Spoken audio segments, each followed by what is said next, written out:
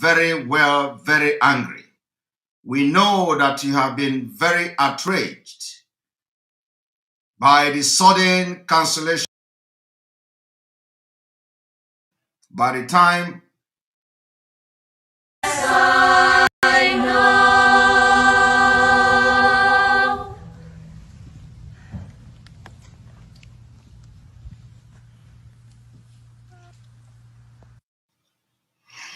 Good evening, good morning, good afternoon, depending on where you are watching from.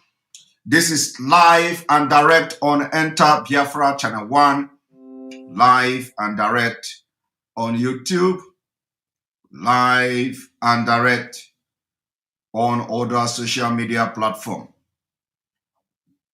We have come to address very important issue,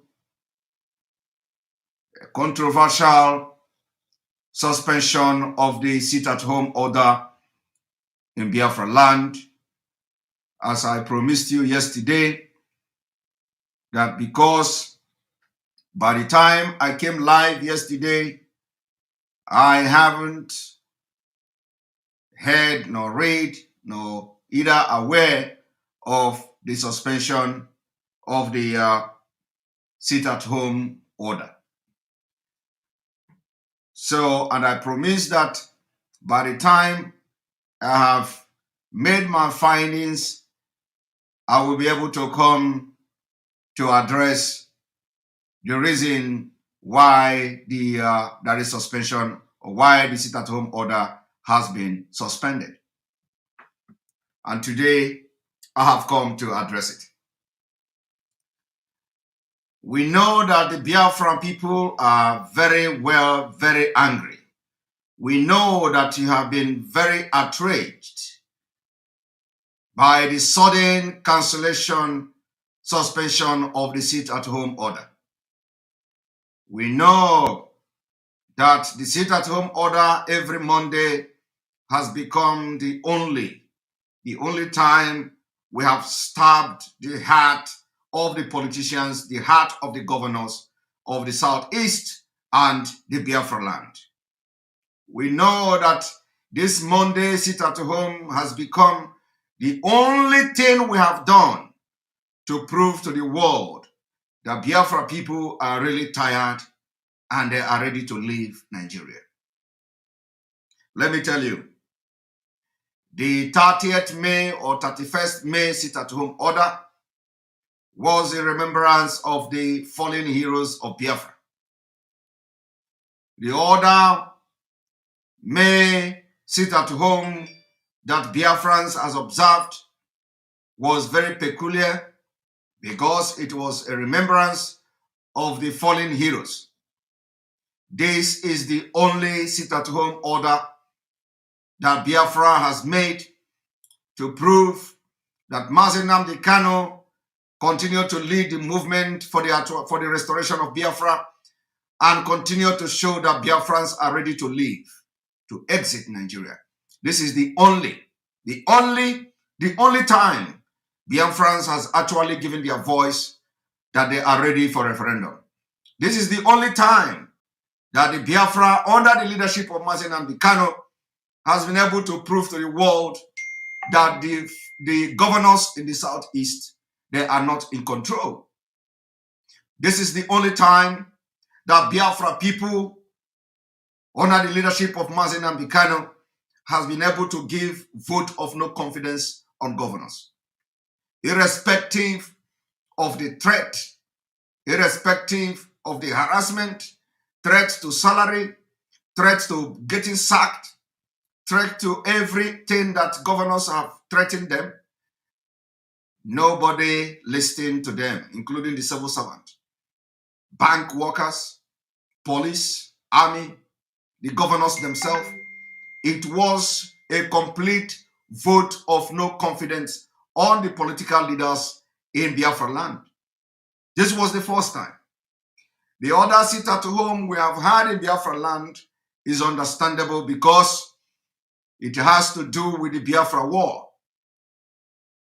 This has become the only time we stab the heart of politicians, we stab the agreement between Biafra and Nigeria. This was the only time the agreement between Nigeria people and Biafra were breached completely and dissolved. It was the time we told the Nigerian government that we no longer want to be part of the constitution of Nigeria. It was the only time that the Biafra people said the constitution of Nigeria is not existence. This was the only time that we said Nigeria is not a country. This was the only time we said, for the fact that you abducted the leader of the indigenous people of Biafra, we know and we have now realized that we need to do extraordinary decisions. We need to do extraordinary things to be able to speak to the power that be. This was the very first time the international community were put on notice how serious, how resolute, how sincere the Biafra are ready to leave Nigeria. And we have demonstrated. We have demonstrated. And we are going to demonstrate again that come rain, come sun, no matter situation, the Biafra people are ready to leave Nigeria. We have demonstrated that in any condition the Biafra people find themselves, anytime there is a sit-at-home order to prove a point, the Biafra people are going to listen. And this evening, we have also again come to prove to them that Biafra will continue to be one people, one movement. The struggle for the restoration of Biafra is not political party. The struggle for the restoration of Biafra is not a democratic movement. It is a movement.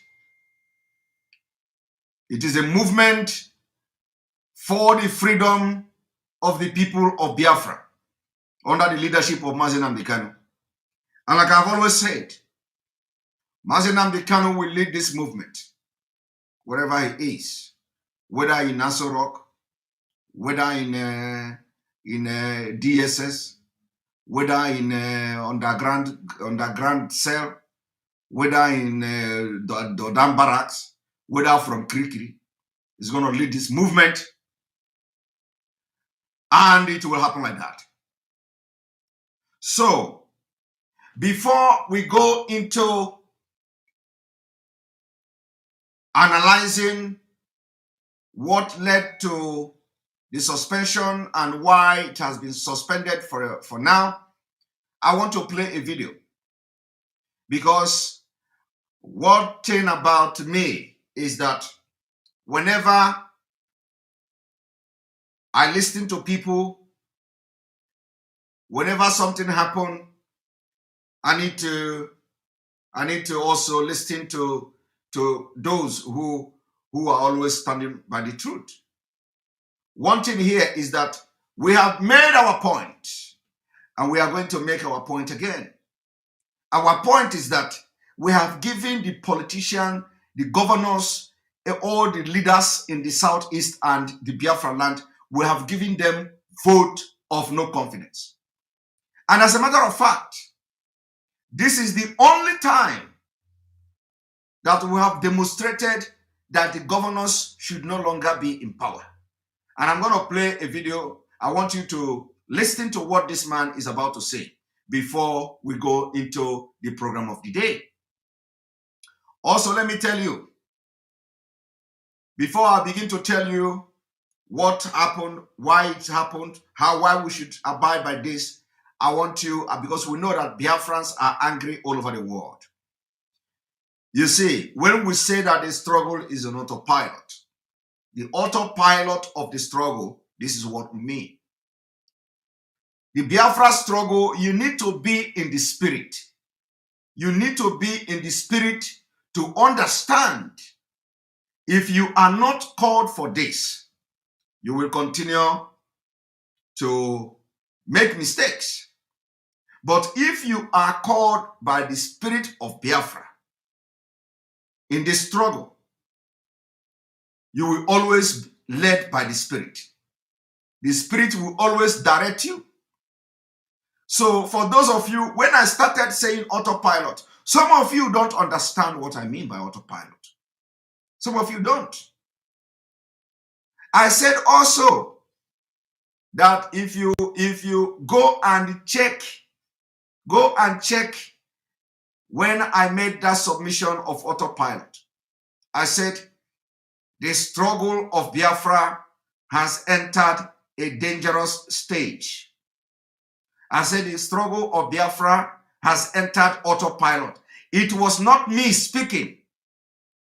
Like what I'm going to do here today is not me. Whenever I sit on this seat, things will begin to happen. For some people who have, called me, I said, don't worry, I will come this evening and I will address it. And by the time I sit on this seat, I will tell you what I'm about to tell you. So those who don't understand what is autopilot, this is it. I said the Biafra struggle has entered a very dangerous stage. It has entered autopilot. It has entered a stage where we have no control of what happens. That was when? How many of you remember when I made that? How many of you? The submission is everywhere. It is on Nigerian media everywhere. I said the struggle for Biafra has entered autopilot.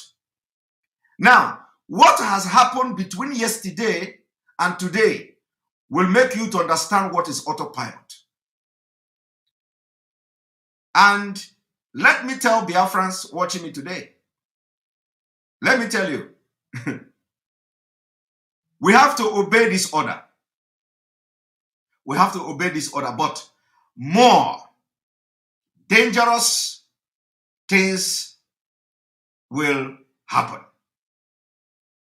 You see, the spirit of Biafra has possessed millions of Biafrans, and it has entered autopilot. The autopilot now is that this is the very first time in the history of the struggle that an order was given and 99.9% of Biafra people was against it. And you know one thing? One thing is that the Biafra people that are against this order they are not the one who brought the idea. Or all of you that are saying, why do they cancel the order? Did you bring the idea? Did you suggest it? Did you suggest every Monday sit at home to the Biafra leadership?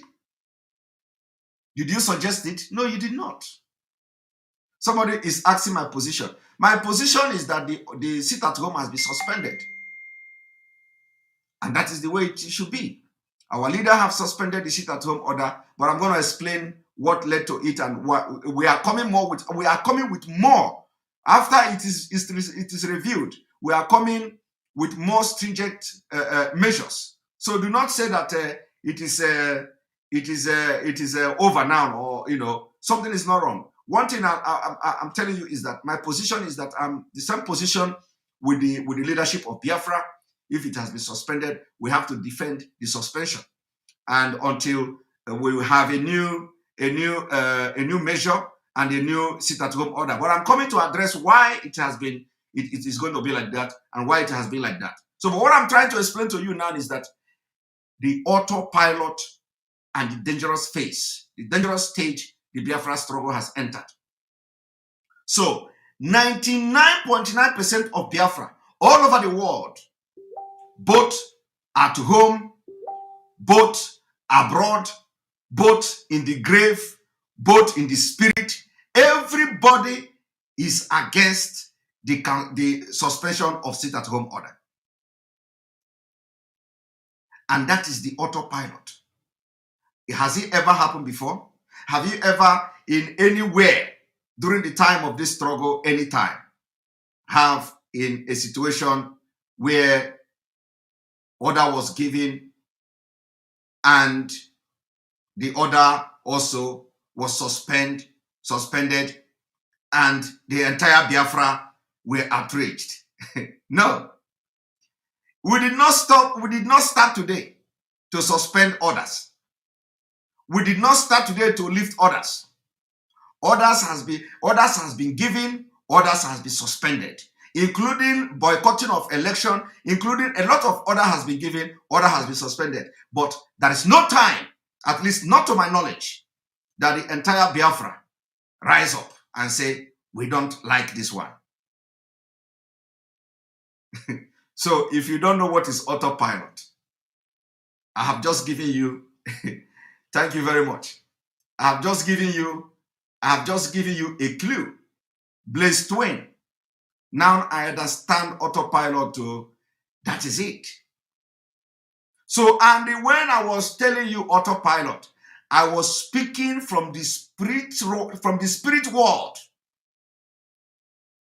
And let me tell you, this is the beginning, this is the beginning. In fact, the Biafra, we that are, in front of this thing, we don't even know what is coming. We don't know. We don't know. Even our leader, Mazi Nnamdi, don't know what is coming. I am serious. Because the spirit of Biafra has possessed everybody. And that is what autopilot means. Automatic. Autopilot. Because the spirit asked me to say it, that the struggle is on autopilot. And also, the spirit asked me to say that we are now in a phase where we will have no control of what happened. And that makes it very dangerous. But you know what? No matter how dangerous it is, we will try to control it. We are going to try to control it. In fact, everybody, somebody say autopilot equal to disappointment. No. Autopilot is not equal to disappointment. Autopilot is only going to fasten the quest for the restoration of Biafra. Autopilot is going to make those who are decision makers in the Biafra leadership to sit up. That is what autopilot is going to do. In fact, autopilot of the struggle for Biafra restoration is going to be the game changer. And the game changer will start from now. Because when I was saying it, nobody understand. Nobody understand what autopilot means. But this is now just a tip of the iceberg, what is to come. This is a tip of the iceberg, what is to come. And the autopilot of this struggle, as it has entered autopilot, the Biafra people will be, the actions, the body languages, the activities of the Biafra people will make the decisions makers to stand on their toes. And it is going to fasten the restoration of Biafra. I want you to go and mark today's date. The autopilot will begin. Remember, it is not our enemy. This is not our enemy now telling us what we are going to be doing. No. It is not our enemy. No. Before we try to, give our enemies the way to go. They follow us. They don't give us what to do. They don't give us what to say. We give them what to discuss. Say HC, thank you for your super chat. We cannot allow them know our next move. They were probably waiting for another seat at home, but boom, come auto surprise, we are autopiloting. Exactly. Thank you very much. Thank you very much for that. So no matter how you are going to, no matter how the autopilot is now inflamed and it is burning in you, the same spirit will also come through me and speak to you to calm down. And that is what I'm doing. But it is a sign. It is a sign. And it is a sign of what is to come. I want you to mark my word today. You see on Monday, a lot of Biafrans will not even step their foot outside. A lot of Biafrans, but we have suspended the sit at home and everybody must respect that. But I'm telling you that on Monday, this coming Monday, a lot of Biafrans will not step their foot outside. But you see, from next upper Monday, auto surprise, the next one after this 16, you will see the spirit of Biafrans will come down. That is, my brother, autopilot. Auto. And you must come to term with this particular analogy, with this particular issue I am discussing now. Tony Obiobodo, thank you for your super chat. But a lot of people, don't know the importance of the sit at home. So I'm going to bring a video that will come from a different perspective. One moment.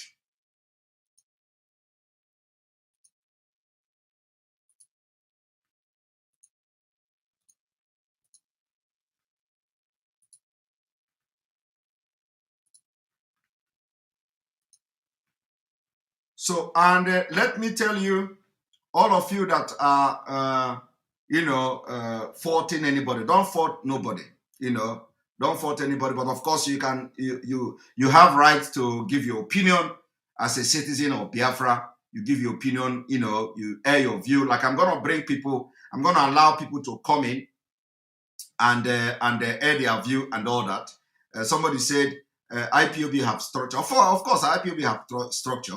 And the structure of IPOB is what I am just following now, because the leadership of Biafra has given the order to stop the sit at home, and we all have to abide by that and defend, not just abide, we defend it.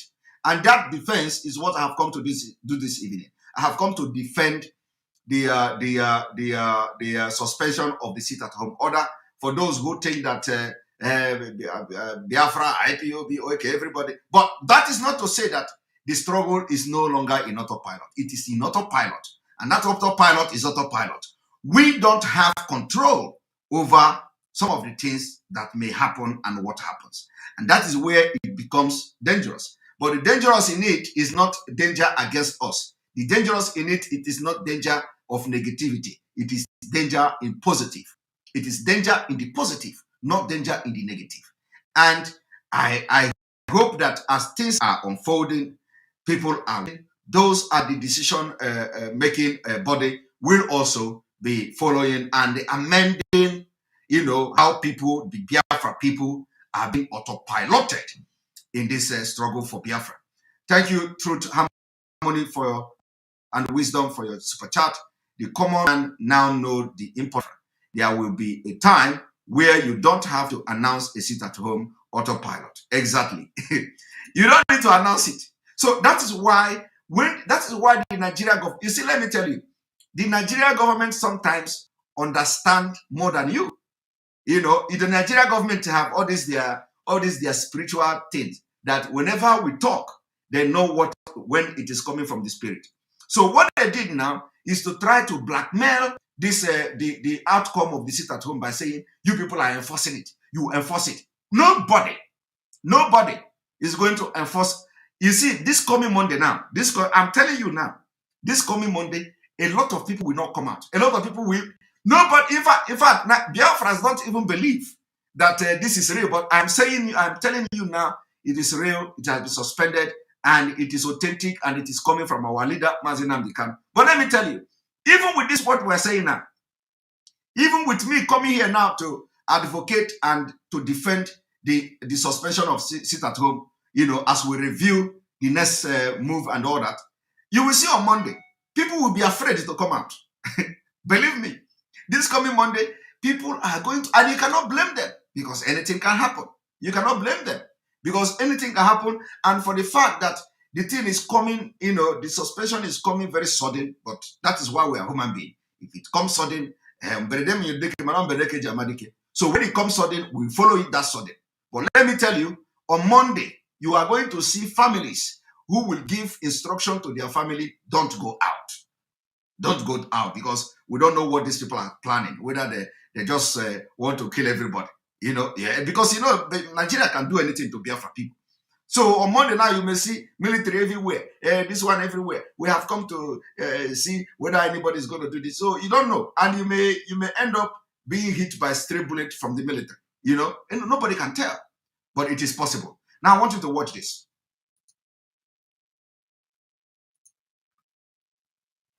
But we cannot look even at one paper without seeing all of these travails, the issues with IPOB, the sit-at-home order yesterday. All right, let's begin by asking you your take on some of these issues that we have been talking about. We cannot look even at one paper without seeing all of these travails, the issues with IPOB, the sit-at-home order yesterday, the after effects of that, and the fact that some NECO students missed seating for their mathematics, a course subject. I want you also to pay attention to how I want you to also pay attention to how the Biafra activities have hijacked the entire Nigerian news media. That is one thing. That is autopilot. I want you to pay attention. The Biafra struggle, POB, everything, it has hijacked Nigerian media. I want you to pay attention to that. It has never happened before. It has never happened before. Even channel television went to the Biafra land to observe how people comply. Have you seen the video? Have you seen the video of channel television? I'm going to play it too. Channel television, even channel television, because most of you didn't see channel television. Channel television was in Biafra land during the sit at home to observe. So, and this woman said, you cannot come across any newspaper without reading IPOB and Biafra. We have taken the entire Nigerian news media. You have to report it. You have to report it. Some of you did not see the channel television video. I'm going to play this in. I'm going to play the channel television. Please, if I forget, tell me to remember, comment. If I forget to play the channel television video, please remind me. All of them, every media, we have taken over the media in Nigeria. So those who don't want to talk about Biafra, they are talking about it. Those who don't want to read about Biafra, you don't read newspaper. Those who don't want to watch and listen about Biafra, don't look television, don't look internet. Just take yourself away from the internet, take yourself away from Twitter, Personally, in a day, I am tweeting 20 times. More than 20 times in a day, if I'm not mistaken. In a day, I'm tweeting 20 times, 10 times, 15 times in a day. So every week we have taken over, and you are going to, it's a must. Whether you like it or not, you are going to listen, you are going to hear. Now let us hear this man. Because of the sit order. Let's begin from there. But it's quite unfortunate that students who have the opportunity to determine their destiny and career are caught in the midst of the sit-at-home declared by independent peoples of Biafra. But I think that it's a sacrifice that is worth the liberty of the people of the Southeast. because we are united with them. That the marginalization of that sector of the country, it's are you people hearing? Are you people hearing it? Are you people hearing it? I want to take it back again. So you hear the Biafran, no?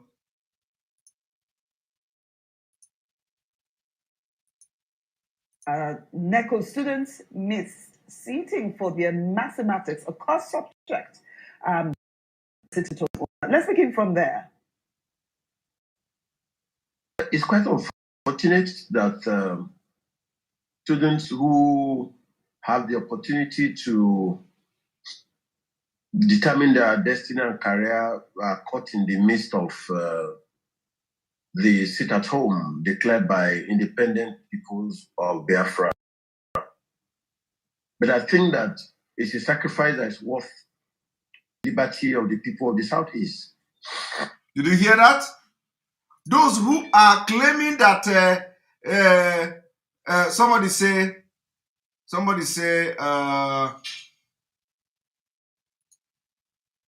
who is this who is this because we are going to be treating all these people coming. Original Tapika, somebody say, Simon, you are just dividing IPOB family. You see this these are the DSS account. Most of them will come here, and when I see their comment like this, I will also pick it up. I don't know what I've done to IPOB family. I don't know whether you are a member.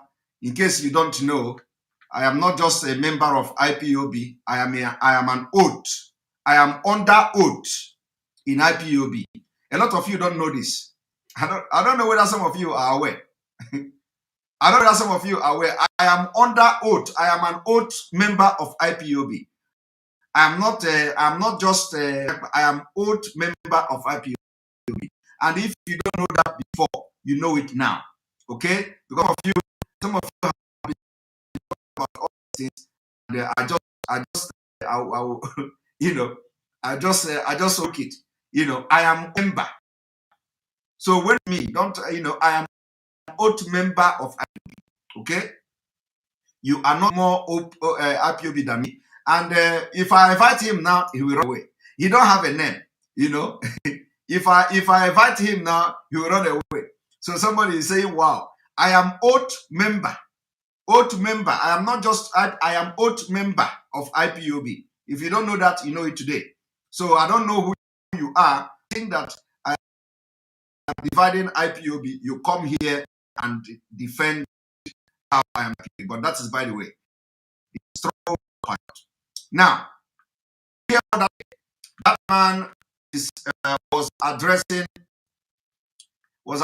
the sit at home. That man was addressing the. My voice is cracking. I have to. Sorry. Let me.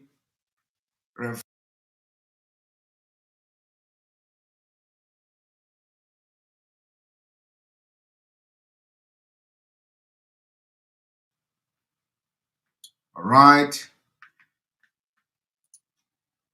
How is the voice now? Is this still cracking? The sound is still cracking?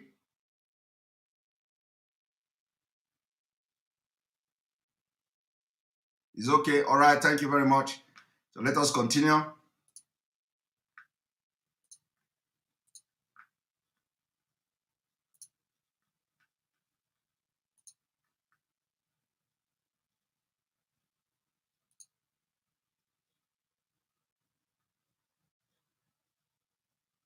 One moment.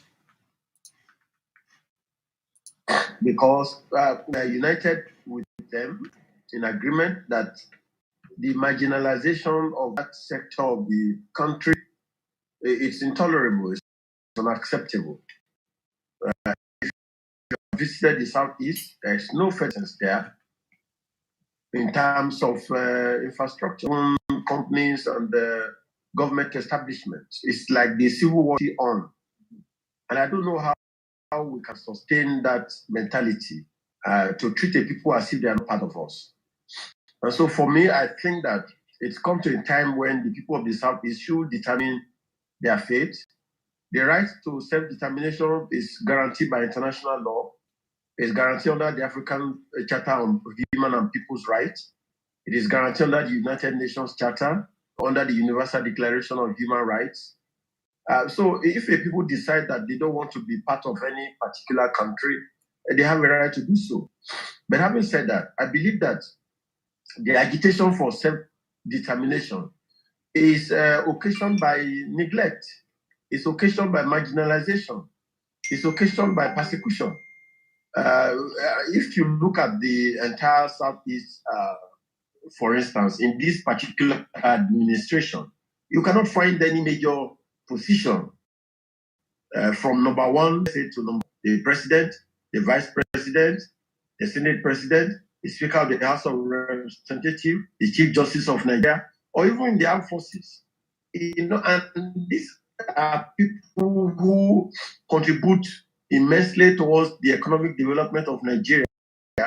Is the third largest ethnic group in Nigeria. So how do you run a nation like that?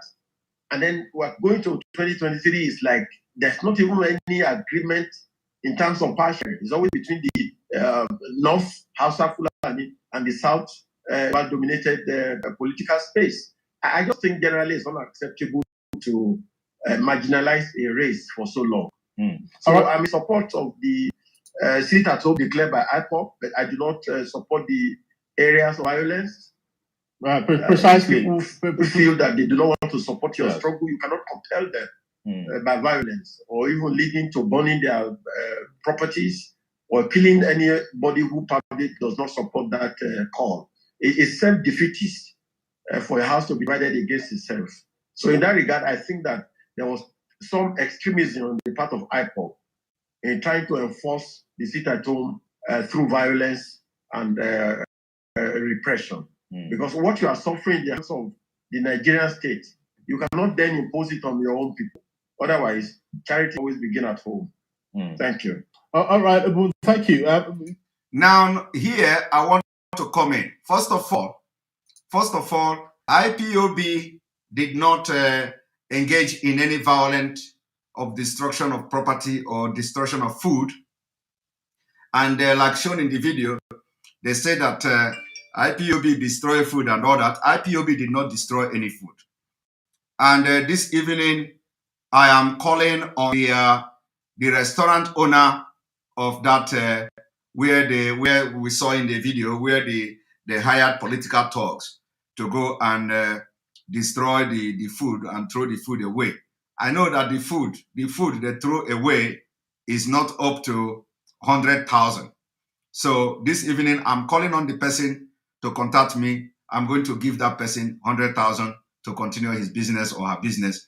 The people that they pour the rice away, that was never the act of IPOB. That was never the act of IPOB. IPOB cannot do that. But we know that I saw the rice being poured away. I saw the food being poured away. And I know the food is not up to 100,000, like I said.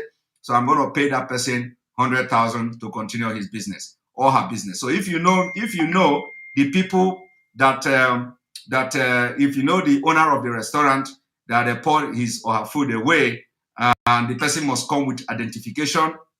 The person must come with the something that proves that he is the owner of the restaurant with video. And I want you to contact me and send me a message into, if you know the person, tell them to contact me, info@ekpa.fi. We'll give them 100,000 naira to continue their business. IPOB don't do that. We are not part. We can't do that kind of thing because we don't need to enforce the sit at home. And like what I'm explaining to you now concerning the autopilot is an evidence to that we don't need to enforce the sit at home order. And this must be, we have already debunked this in different media report, because now people wanting to even stay at home. So how can we enforce something that people are already on their own want to stay at home? So every media that reported this thing have lied, and we are not going to accept that. So on that note, the person that that owns that food that was thrown away, you are going to get 100,000 from me. Thank you. So if you know who the person is, tell them to contact me, and I will give them 100,000 to continue their business.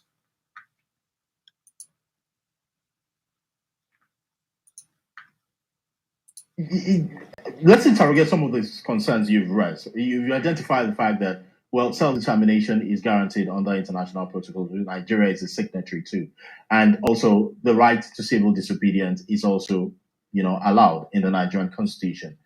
But the mode and pattern that we are seeing, which is playing out in the South, especially within this group called the IPOB, prescribed as they are you concerned that it's taking extremist dimensions? We've seen pictures, we've seen videos of what happened yesterday. We've seen poor people who are just struggling to survive, who are setting up some backyard restaurant, fixing their meals, and so-called IBO people move in, scatter everything. The livelihood for that day is lost for that poor woman, and several other cases such as that. Is that not assuming the extremist dimension? And how do you think this should be best handled? Well, if you look at the events in the Southeast geopolitical zone, you will discover that this is the second time in the series of a sit at home. The first one was on May 30th, which was in remembrance of the fallen heroes of Biafra. And it was absolutely successful, about 110%. They witnessed about 110% success. So that tells me clearly who is in charge in the Southeast. The governors by now should have resigned. All the governors of the states in the Southeast have lost legitimacy. Exactly. Now, do you understand when they when some people ask you, what is the essence of sitting at home? Are you hearing from this man? He is not a Biafra. But this man is talking what you people should be thinking. He is talking what you should be thinking. What he said here is that the governors of the entire Southeast has lost legitimacy to continue as governors. They have lost the legitimacy. And this is the thing we want to, this is the why we say it is very, very important. And we have done it. Even if should even step down because they have lost legitimacy. And you people don't know. Did you hear anybody talking about losing legitimacy during the May sit at home? No, because it was as a result of the paying respect, giving respect to the Biafra foreign heroes. So this was the only first time. The first time, so we have stabbed the knife in the heart of the government of Nigeria. So in actual sense, the governors should be, the governors should not be parading themselves anymore, because it is now evidently clear they have lost everything. Do you see why? If the autopilot, did you see the reason why everybody, you see, one thing is that people don't understand. Biafra is a spirit. To get Biafra, it is going to also be by the spirit. You must be in the spirit to understand. Now, some of the people of Biafra that are condemning the suspension, even when it was coming from our leader, you don't understand why you are condemning it. You just know inside you that this one is right. You don't care. Those who, out of ignorance, try to protest, we explain to them. The next day, they came to apologize that now they understand. They understand better. In fact, the people, they even said if they want to sit at home for 4 days, they are going to sit more. Do you know what it means? What it means is that it is going to tell to the entire world, not only the governors of the Southeast losing legitimacy. This man is only limiting it now to the governors of the Southeast losing their legitimacy. It is the Nigeria as a sovereign state losing Biafra legitimacy, losing Southeast legitimacy. It is the Nigeria Constitution. We have now said no to Nigeria Constitution on the 9th of this month. So it is the Nigeria state at itself losing the legitimacy to the Southeast and the Biafra land. It is the Nigeria state losing legitimacy to every place that observed the sit at home. That is what we are saying. And that is why we are saying immediately that thing was done, we say it was referendum conducted, because the Nigeria state have lost legitimacy to this entire southern eastern Nigeria that took and observed that sit at home. But you cannot hear anybody coming here to tell you the sit at home in May was the governors have lost legitimacy. No, because it was a different thing. All the sit at home that we have been doing in the past, you cannot hear anybody coming to tell you it have lost the people have lost legitimacy. No, because it is something they see as something that should happen. But this one, no. IPOB, Biafra people used dagger. It was dagger they used to stab the chest of Nigeria. And the people don't know. But guess what? Everybody who are very sensible, international community, the UN, everybody who are highly placed knows what it means. It means that Ohanese have also lost their legitimacy because the people cannot listen to them. It means that the local government chairman have lost the legitimacy. It means that all the politicians that are in power in the south, in the eastern Nigeria, where this thing took place, have lost their legitimacy. So even if, as we have called off the sit-at-home order, we have scored our goal. That is what I want to tell you this evening. We have actually scored our goal. It is already a record. And we are going to come back again.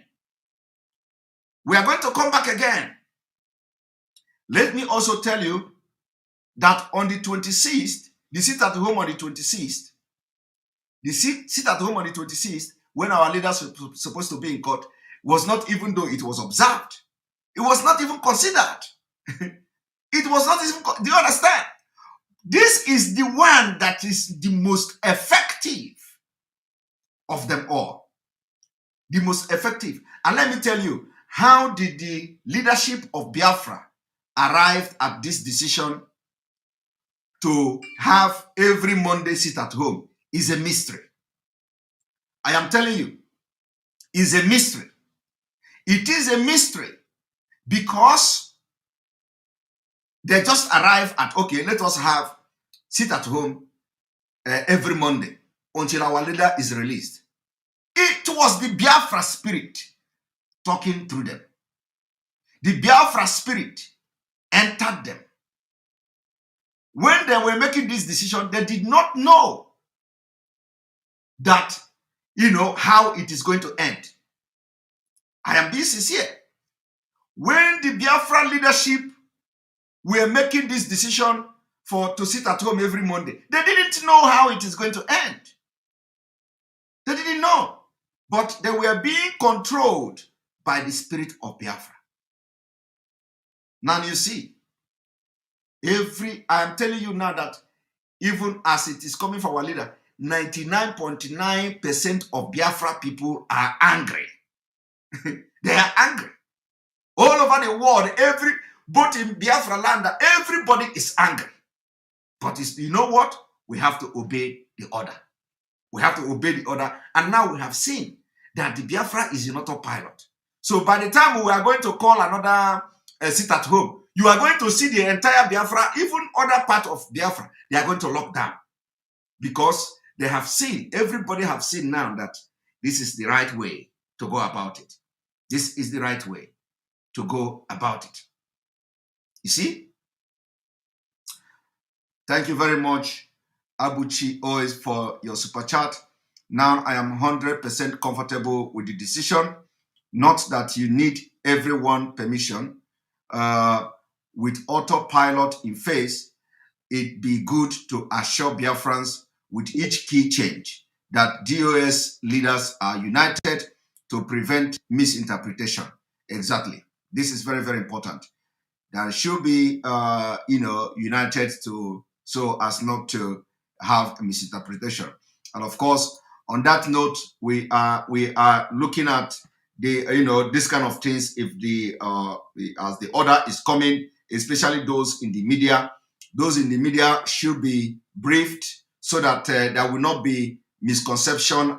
Even if there is a decisions like that, we will be able to come out to defend it, because it is a struggle that once the decision is made, we have to follow that decision. So people should understand that we have to follow that decision. So when the decision is made, the media people need to be briefed so that we will be able to defend it, and not when we see it. Like yesterday, when I saw it, I didn't know what happened. I only came online and I saw it. And of course, you do not expect me to defend, because I don't even know whether it is true. I don't even know whether it was a lie. So I need to now go into underground work to get what happened, what transpired, to be able to come today, to assure you people that we have to, apart from the clarification that have come already, we need to also defend that decision as the decision comes. That is how we are going to be doing it for now. And we hope that it doesn't happen next time, so that when something is happening like this, we will be able to defend it. We'll be able to come and defend it, and not like we don't know, and not like some people are not being carried along and all that. We know that we are in a very critical situation, and mistakes are bound to happen, and we are human beings. So anybody that is faulting leadership or thinking that there is anything, it is not easy. There is time. This is the very critical time where mistakes are bound to make. We are bound to make mistakes, and we'll take correction from them, and continue from there. And thank you very much, Madoka, for your super chat. And DOS messed up by not properly explaining to the people why it suspended the sit at home. Well, of course, I wouldn't say it is a mess up completely, but we are now explaining to you why it is being suspended, and they are reviewing the decision, and they are going to come up with more stringent measures. And of course, the decision is that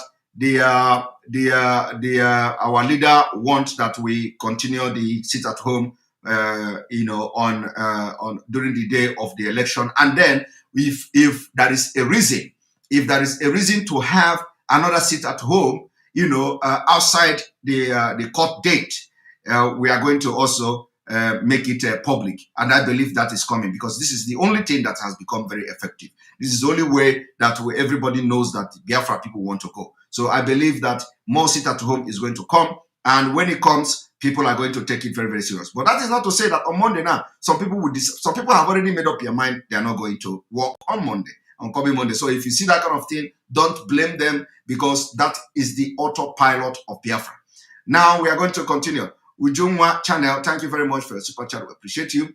Please, Simon, I would like to support the food vendor with £30 from the super chat. Keep up the good work, and God bless you and your family. Thank you very much. Thank you very much for that.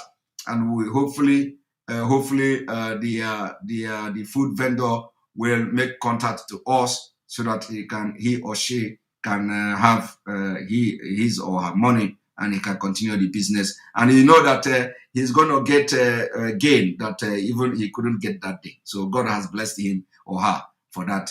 But it is not IPOB. IPOB don't do that. We don't need to enforce sit at home. Like, this is evidence that we don't need to enforce sit at home. Why we ask people not to come out is because of that. And I believe that after this, the food vendor is going to learn, and other food vendors, they are going to learn, because we are not going to give any other person money.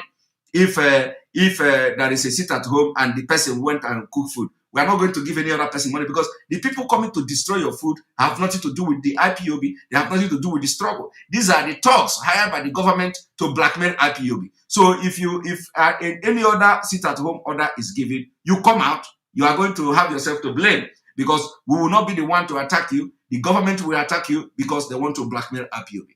If you want to come out, they are going to kill you. And when they kill you, they will say it's IPOB. So don't come out, so that nobody will blame IPOB. All right, let us continue. Because you cannot claim to be a governor in a state in which you have no control over your people. Loyalty in the Southeast now is to have resigned. about 110% in the South is everything. The livelihood for that day is lost for that poor woman, and several other cases such as that. Is that not assuming the extremist dimension? And how do you think this should be best handled?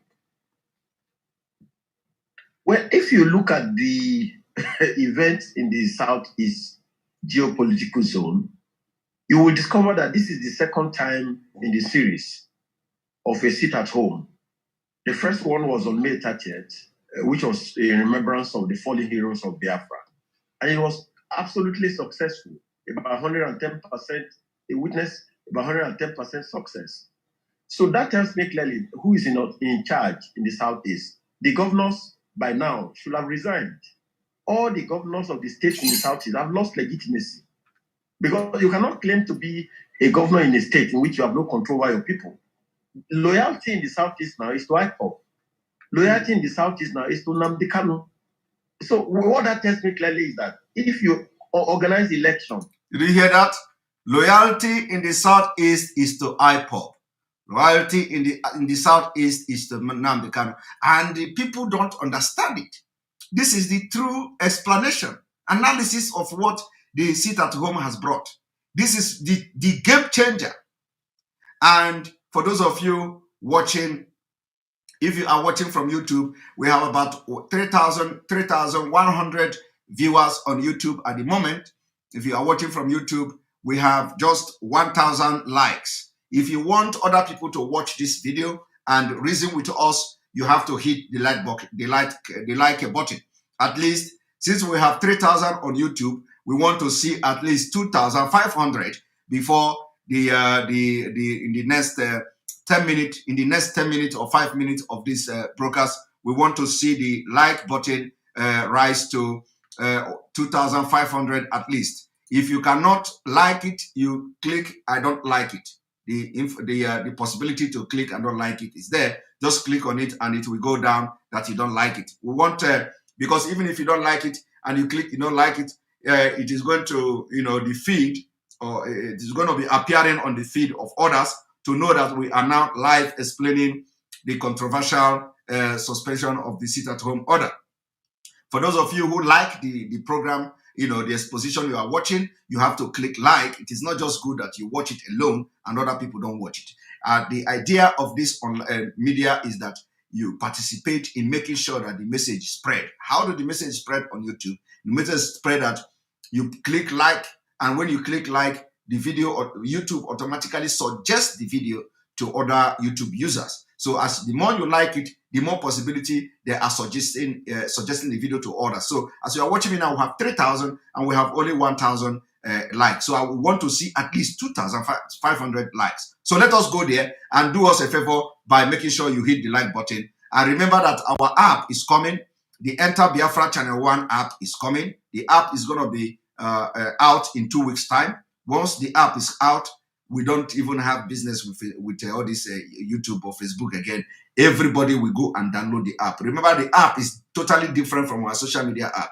Our social media app is going to be launched by our leader, and our social media app is a different thing entirely. But this app now is for the Enter Biafra, app. The Enter Biafra app, where we will be broadcasting live. So our live program, you immediately download the app. Once we are live, you are going to get push notification on your phone that Simon Ekpa is live, and you watch it again. So you're never going to miss any of our live broadcast again immediately that app is launched. Another thing is that whenever we post video on the Enter Biafra, you are going to get push notification on your phone that we have posted new video, and you just go there and watch it. So we want to keep everybody who download that app can never miss any program from us. That is very important, and it's going to be ready in 2 weeks' time.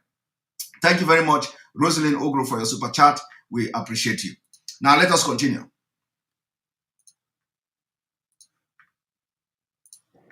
In the Southeast today, and Ipob decides to raise candidates, they will floor all the major political parties if there is free and fair election. If there is free and fair election, the people who will decide the votes are the one who stayed at home yesterday, are the one who stayed at home on May 30th. So for me, honestly, it just shows that Ipob cannot be proscribed, contrary to the postulation of the federal government, because you don't proscribe an organization that has mass following.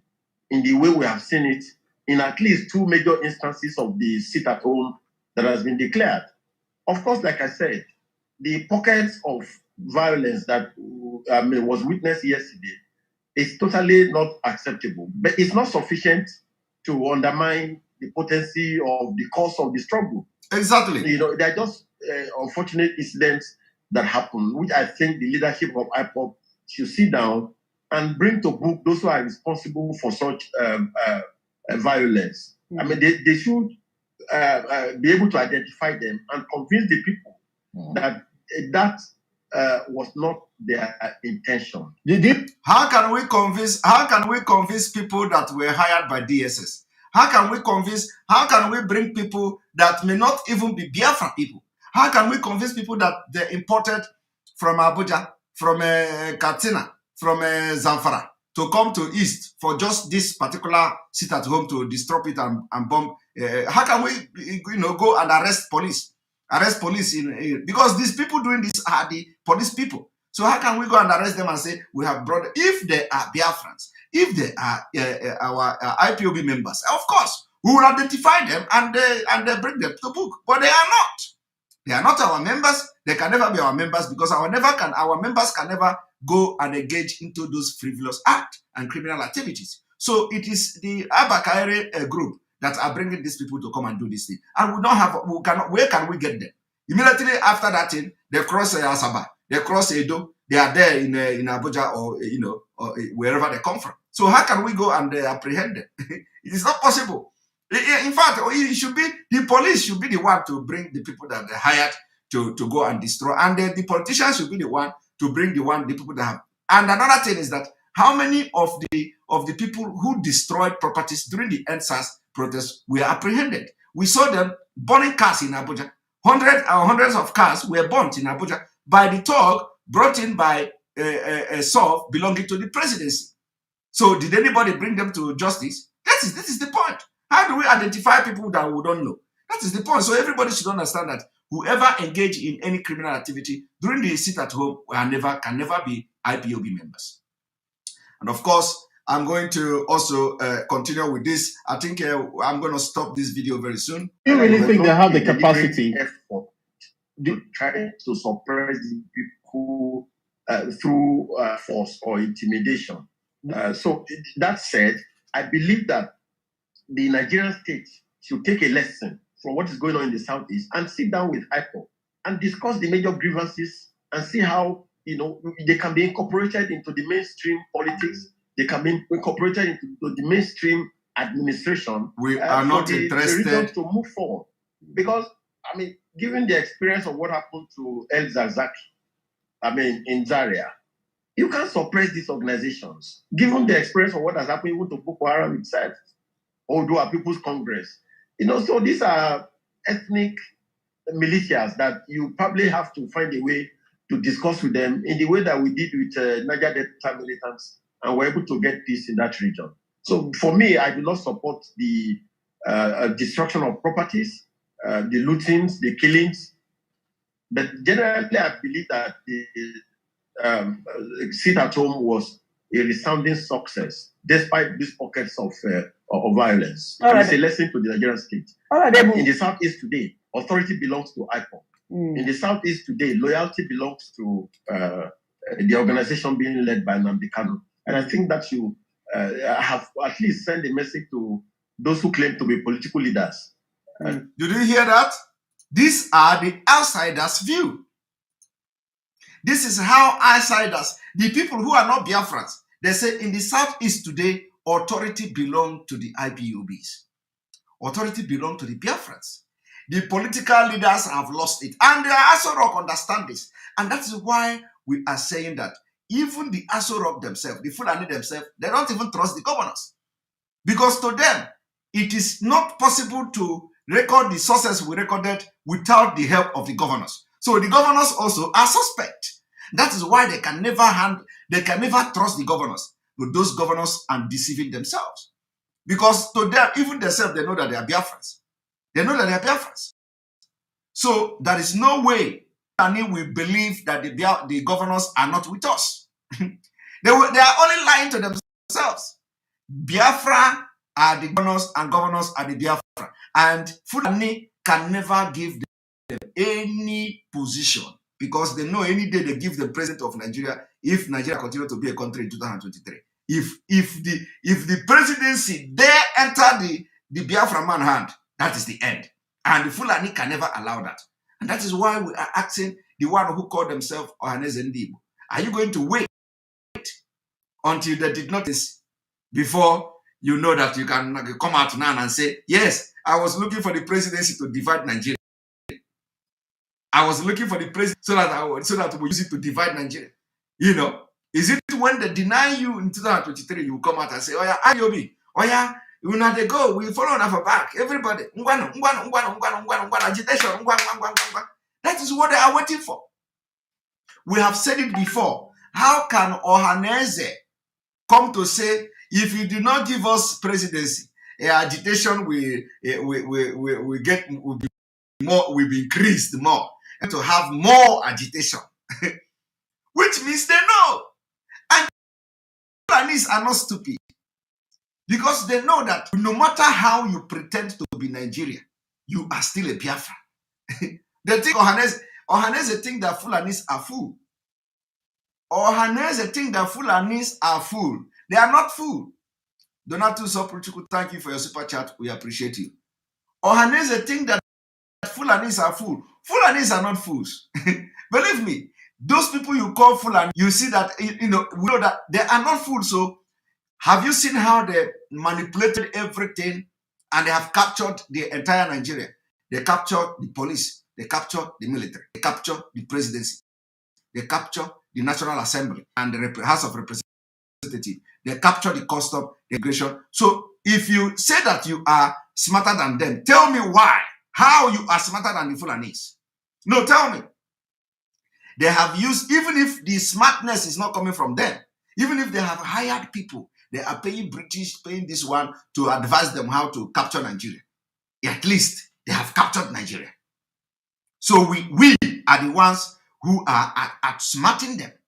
So if you think that they are stupid, my brother, you are wasting your time. Oh. The governors think that Fulanis are stupid. They are not stupid.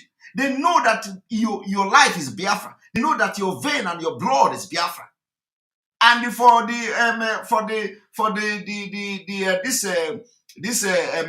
Ohaneze to even come to say, if you did not give us presidency, we are going to, the agitation will increase. This one will do that. They know. You don't need to remind them. They know that you are the only thing that you are not. The only reason why the Ohaneze are not agitating for Biafra now is because they are still hoping that miracle will happen.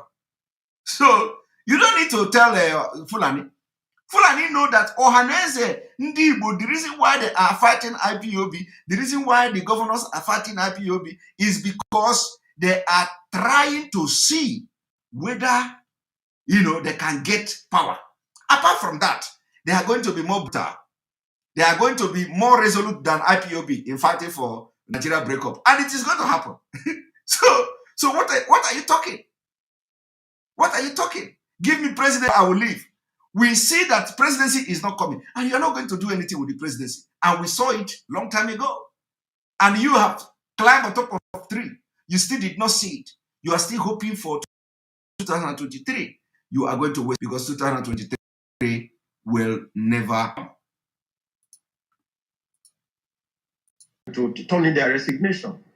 Ebun, you've touched on a couple of things. I want us to, zero in on the part of the government. I want you to evaluate. You have just said that Ipob sit-at-home order obviously has shown who's in charge in the southeastern states of the country. But let's look at what this means, the implication of this for government in the country, starting from the southeastern part of the country, and the implication that this will have on Nigeria generally.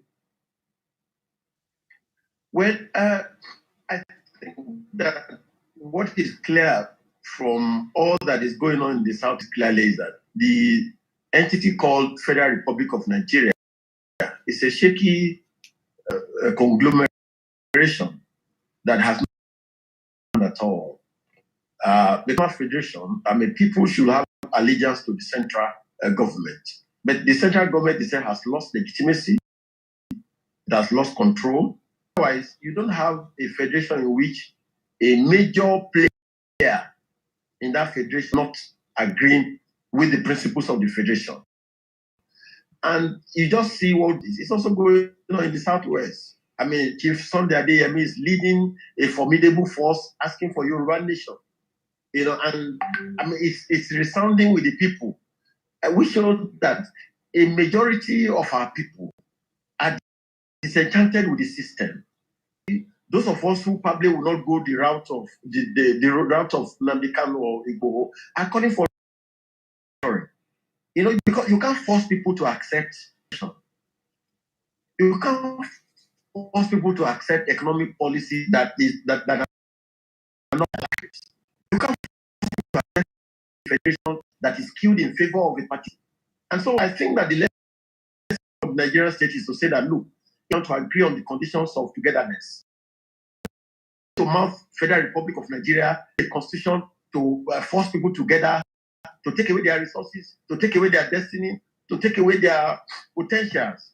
So I think, good question you have raised. The lesson for me of what happened yesterday in the South is there's no country called Nigeria as we see it now. The country that is called Nigeria is for the politicians, it's the ruling class. But for the ordinary Nigerian, to your intent, O Israel, everybody owe allegiance to their nationalities. They owe allegiance to their particular areas.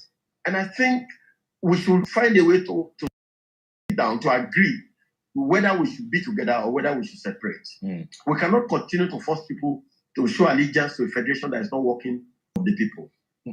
That is where you've talked about. That is where that is where the Confederation of Biafra comes from. That is why we are saying that somebody say it is not my network that is bad; it's the network of the other person. At least it is not my network that is bad.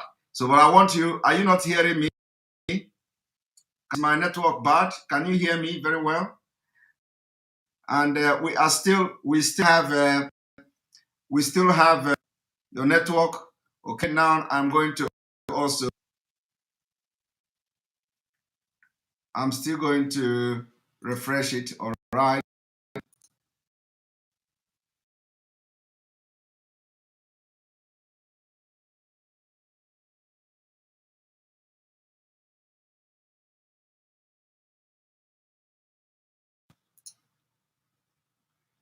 All right, here we go. Here we go. So how does my network sound now? Is it good now? Clearly. All right, let us have a commercial.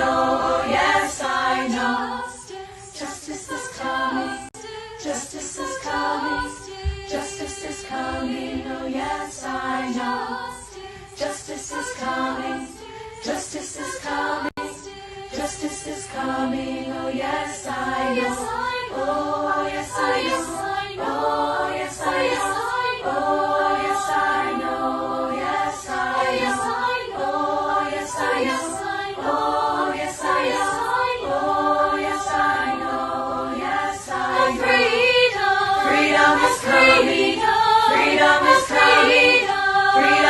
coming, oh yes I know. Freedom is coming, freedom is coming, freedom is coming, oh yes I know. Oh yes I know, oh yes I know, oh yes I know, oh yes I know, oh yes I know, oh yes I know, oh yes I know, oh yes I know.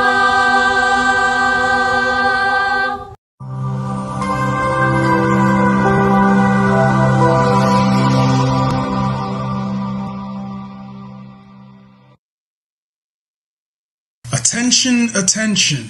IPOB, one family. This announcement is for those outside of the USA that wish to donate to the Eastern Security Network Fund that is based in the United States. Because of the fees that donators have to pay the bank when sending wires, we recommend that if you're sending less than $250, that you donate through the IPOB USA website. It's fast, simple, and less expensive for you. Go to our website, www.ipobinusa.org/donate. That is www.ipobinusa.org/donate and make your contribution. When it comes to keeping our people safe, every bit counts. After all, the security of our communities is our responsibility. Let's make this happen together.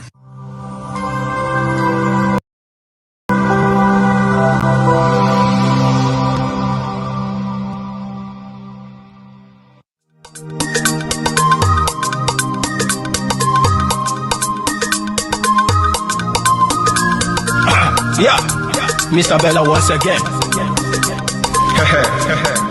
Wisdom, heal it, come on.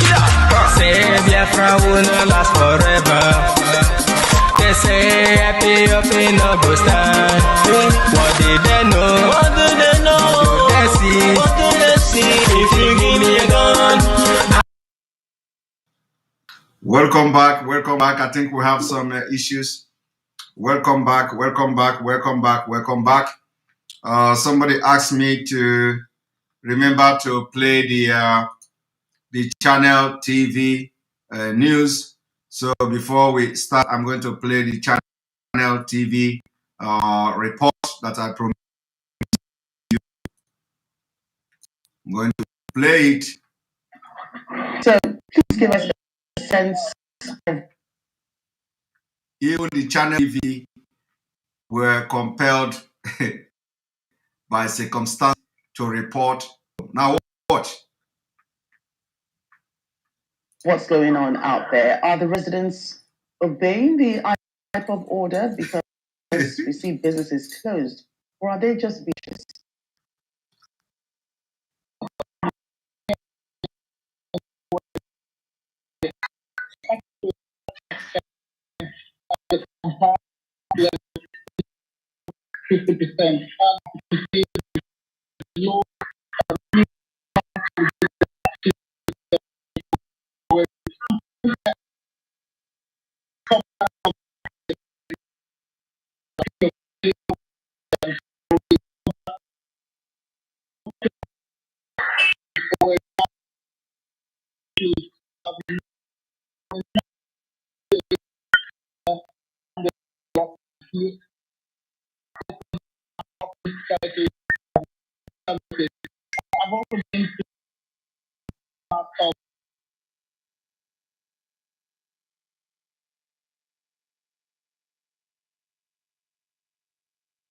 Business owners there, and while people offering their character.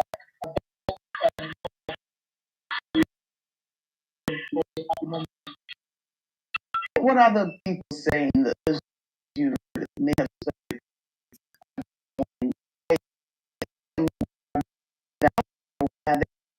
not out, as the case may be?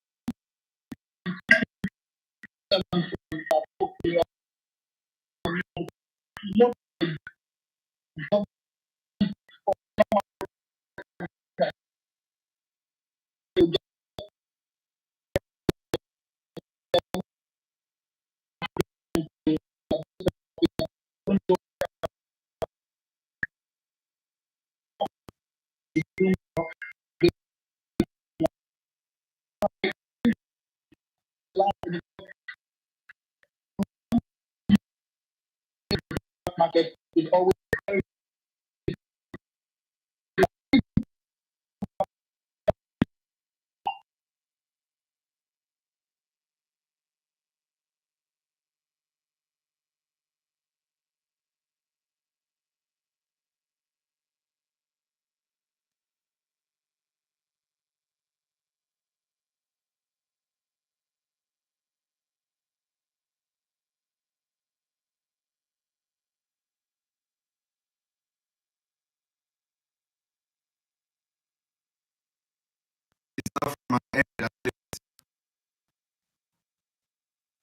I'm sure of that.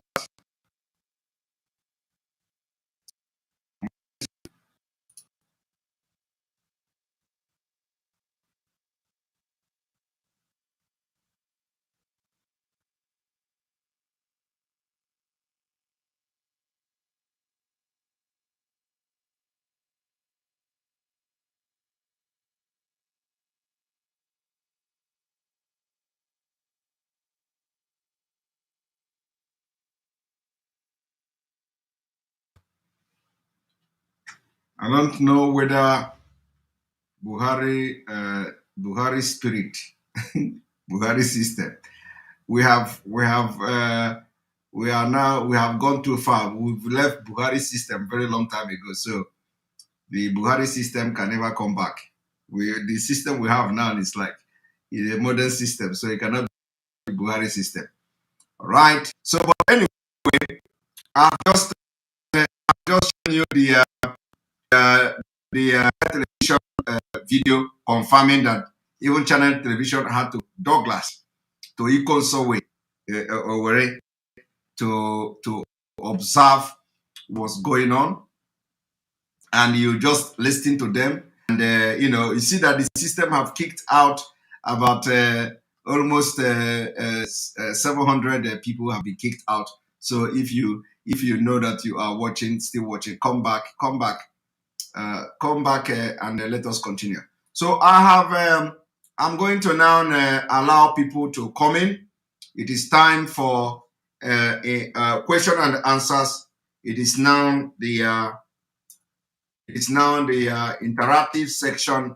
It's now for people to come in, and there's 1,000 people were kicked out. Yeah, so it is now interactive section, and join us, and so we continue and we hear your thought. If you have questions to ask, if you have opinion to give, is this still cracking?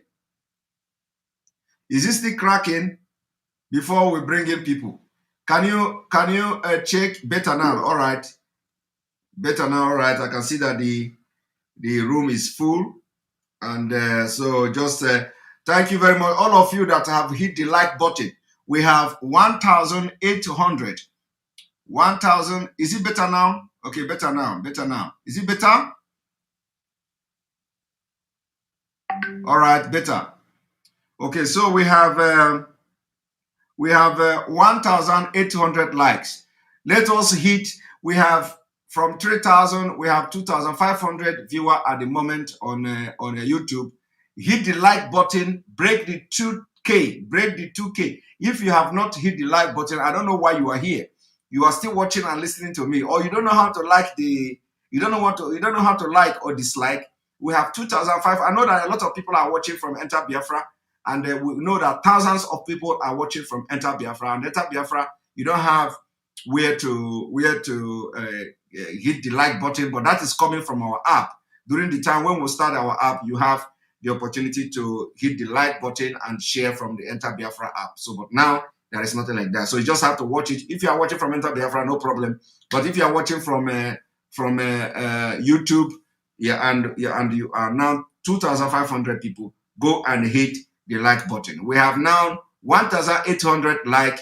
1,800 like. Go and hit the like button. Let it be 2K before the program, before we start, go half of the interactive section. All right, so I'm going to be bringing people now. Those already who are here, I will bring Mr. Nick, Chichi, after that Nelly, after that Eze. So let me bring Mr. Nick. Welcome to the program. Yeah, Mr. Premo, good evening. Good evening. Yeah, thank you very much for the opportunity. You're welcome. I'm so grateful for what you have done this night. Your exposition is second to none. You have delivered people from heart attack. Thank you. Because people think there is competition between us. There is no competition. Are you hearing me? Yes, I'm hearing you very loud and clear. Go ahead. Hello. We can't hear you again. We can't hear you again. Did you punch something? Oh my goodness, Nick, we did not hear you again. All right, I think we lost him. All right, Chichi, welcome to the program. Chichi, welcome to the program. Can you check that your this thing is working? Check your mic, please. Unmute yourself.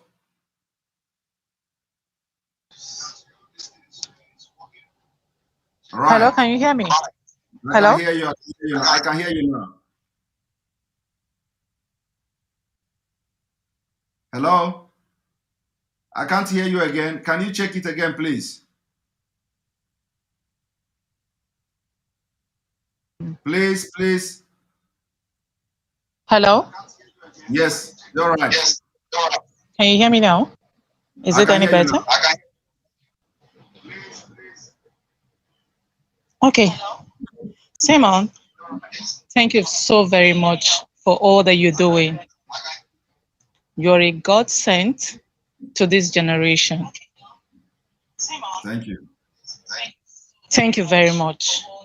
He who have selected you out for this journey, he's going to sustain you. He will give you more wisdom. He will empower you. He will fight for you where he needs to fight for you. Whoever that stands against you, he will give you victory, but he will destroy your enemy. For the fact that you know who you are and you came out, you stand in gap for your people. It is well with you.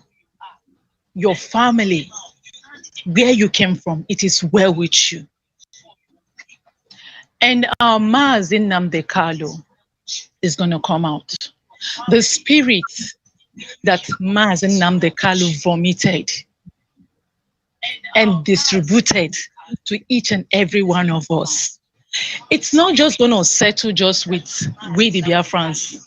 It's going to visit other states, other ethnic group. We feel the spirit of Biafra. So far with all that is happening in the north, for instance, what happened in just today. Fulani does not know what is coming to them. All those who are seated in the powerhouse, feeling they have power, they don't know what is coming for them. I know they are also working for some individual in the powerhouse, but it's unfortunate that they allow themselves to be used to the point that they allow themselves to be used. But they will all bow to their shame, whether they like it or not. Simon, I only call this evening to say thank you. And keep up with the good job you're doing. Remember your promise and work with your promise. The Lord of heaven will forever be with you. Amen. Udoyachimani. Thank you. The Lord of heaven will forever be All right, with you. thank you very much. Thank you very much. Yes, this our sister mentioned what happened in Jos today.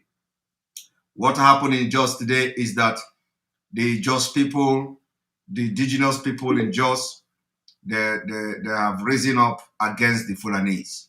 And we don't know where this war will start from, but they have risen up against the Fulanese. And I'm going to be showing you, let me show you a clip of what is coming from Jos. The clip that is coming from Jos.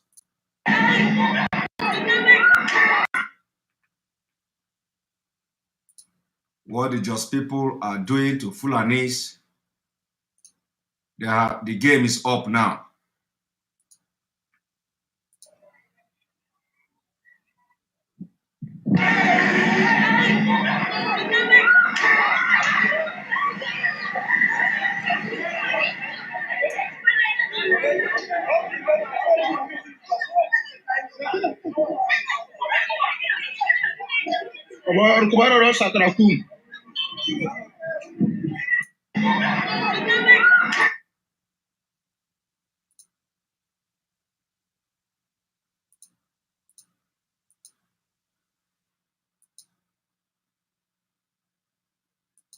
Fulani have killed their people in Jos.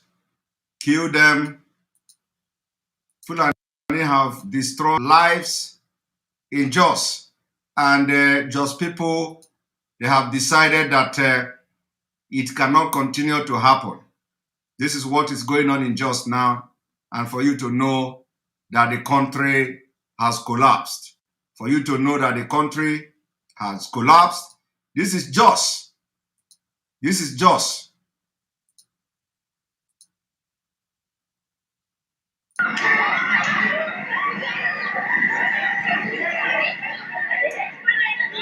People can no longer take it anymore. They are killing, butchering. The other day, they invaded one community in Jos, killed people, slaughtered people like animals. Fulanese. And the president is supporting them because they want to take entire Nigeria. They want to continue where Usman Danfodio stopped. And this is the situation on ground. Now I'm going to also show you another video.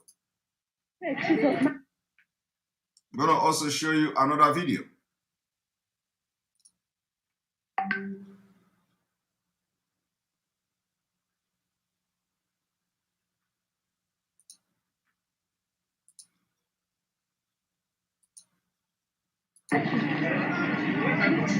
The other man at the front, like, almost happy.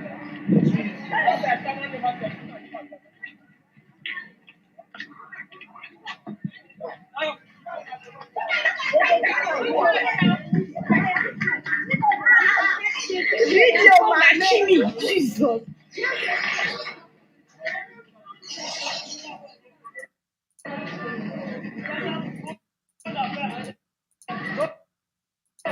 Fulanese, what they are doing to Fulanese in Jos, because they have killed their people like animals.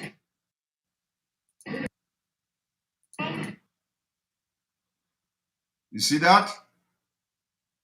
I'm going to give you another video, because our own is that what they do, they show you pop and play, so you know what is going on. Anything where it happened, wherever it is, we will get the information.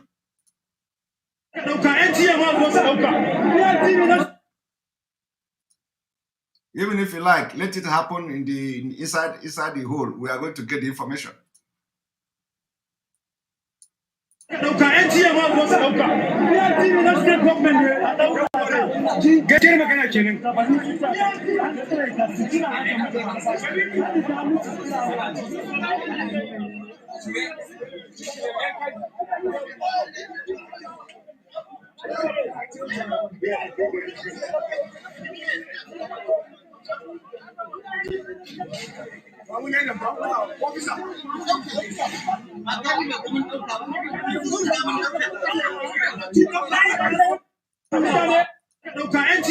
You see that?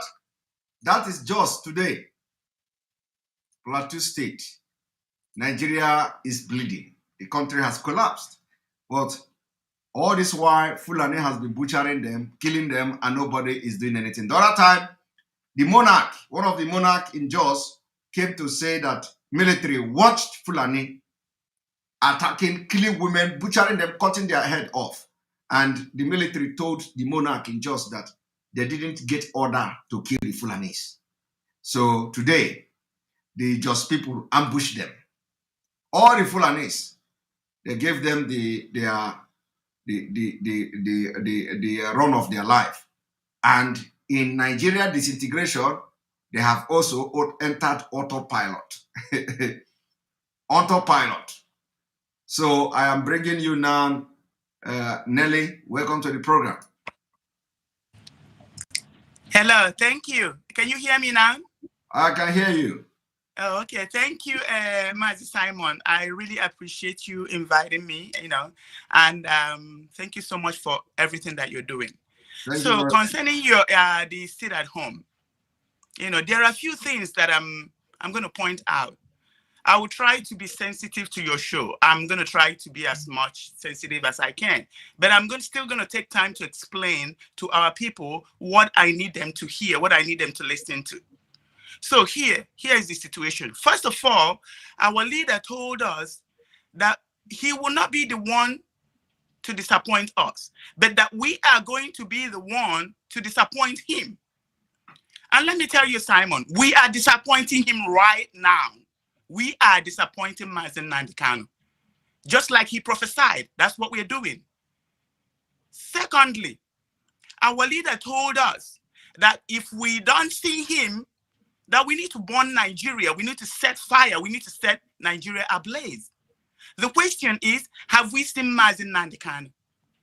And what are we doing about it? The Mazi Nnamdi that we know, is he the type that will tell, oh, now sit at home is working?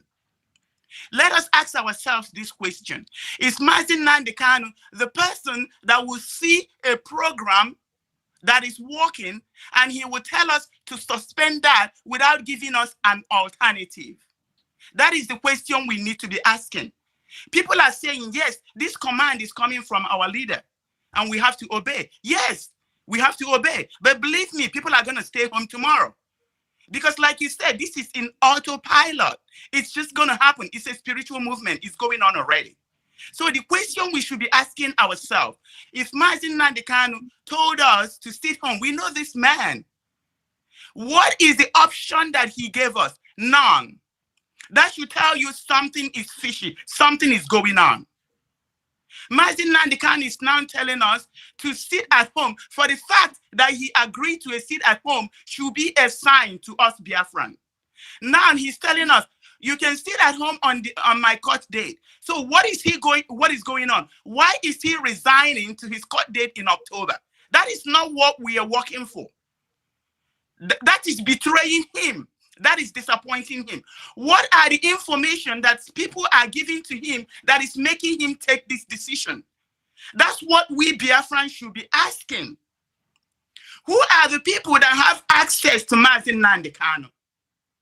What information are these people feeding him? Why is he taking the decision to cancel the sit at home that he knows is working? It's peaceful. It is working. Mazi Nnamdi does not break what is working. This is the man we know. If he was going to stop and sit at home, he's going to give us an alternative. But there's no alternative. There's no option. That should tell us, Biafran, that something is going on and we are not looking deep into what is going on. We are not trying to figure out what is going on. Mazi Nnamdi does not have access to a television. Mazi Nnamdi does not have access to a cell phone. Mazi Nnamdi is relying on the people who visit him to tell him what is going on. So who is telling him that Biafrans are crying? That Biafrans cannot sit at home for him? This is a man that has sacrificed his life for us and that continues to sacrifice his life. This is a man that knows that people close to him have betrayed him, have sold him. Yet he chose to be betrayed. Yes, he chose to be sold. Yes, he chose to sacrifice himself. He chose to die for us. Mazi Nnamdi have on several occasions said that he is willing to die to give us Biafra. He said he's willing to sacrifice himself for us to get Biafra. And that's exactly what he's doing right now. People are feeding him information, and right there in DSS dungeon, he's sacrificing himself. He is ready to die. I spoke to him on several occasions. On one occasion, he said, I cried because he knew these people have betrayed him. Just like Christ, he knew they set him up to die. He was getting ready to die. He believed that when he died, we are going to get Biafra. That's why he let all these things happen. All these people that betrayed him, they think he doesn't know what is going on. He knew everything that is going on. He followed them like a sheep because he felt that sacrificing himself will give us Biafra faster. He believed that his blood will save the blood of Biafrans. That's why he's letting all these things happen. So who is feeding him with this false information? I'm going to take a guess right now. We have two major attorneys that is meeting with our leader, Mazi Nnamdi. And these two people are giving him information. I'm telling you, I'm taking a guess. And my guess is accurate. One of them right now have suffered. I don't know if you're going to allow me to say names, but I'm just going to continue. One of them have suffered. They've killed people. They've tried to kill him so many times. They've burnt his houses. They've done all kinds of things. Guess what? Right now, they are using the Oduheje guy to lure him. They want to set him up. They want to take him out from the struggle. They tried to kill him. They didn't succeed in killing him. Now they have him dancing with Oduheje so that the election can happen. And that's why I'm telling our people, we need to pray for this man. He has suffered a lot. But then if he's going to fall off, look, before Biafra comes, a lot of people are going to fall off. If this attorney is going to fall off, oh, well, there's nothing we can do about it. Because something is going on. Something right is not going on. You know, it's not happening. My sister, well, you have made a lot of points. No, I didn't. Can you let me, there's something very important I need to say. Please, okay. Simon, please, please. Okay.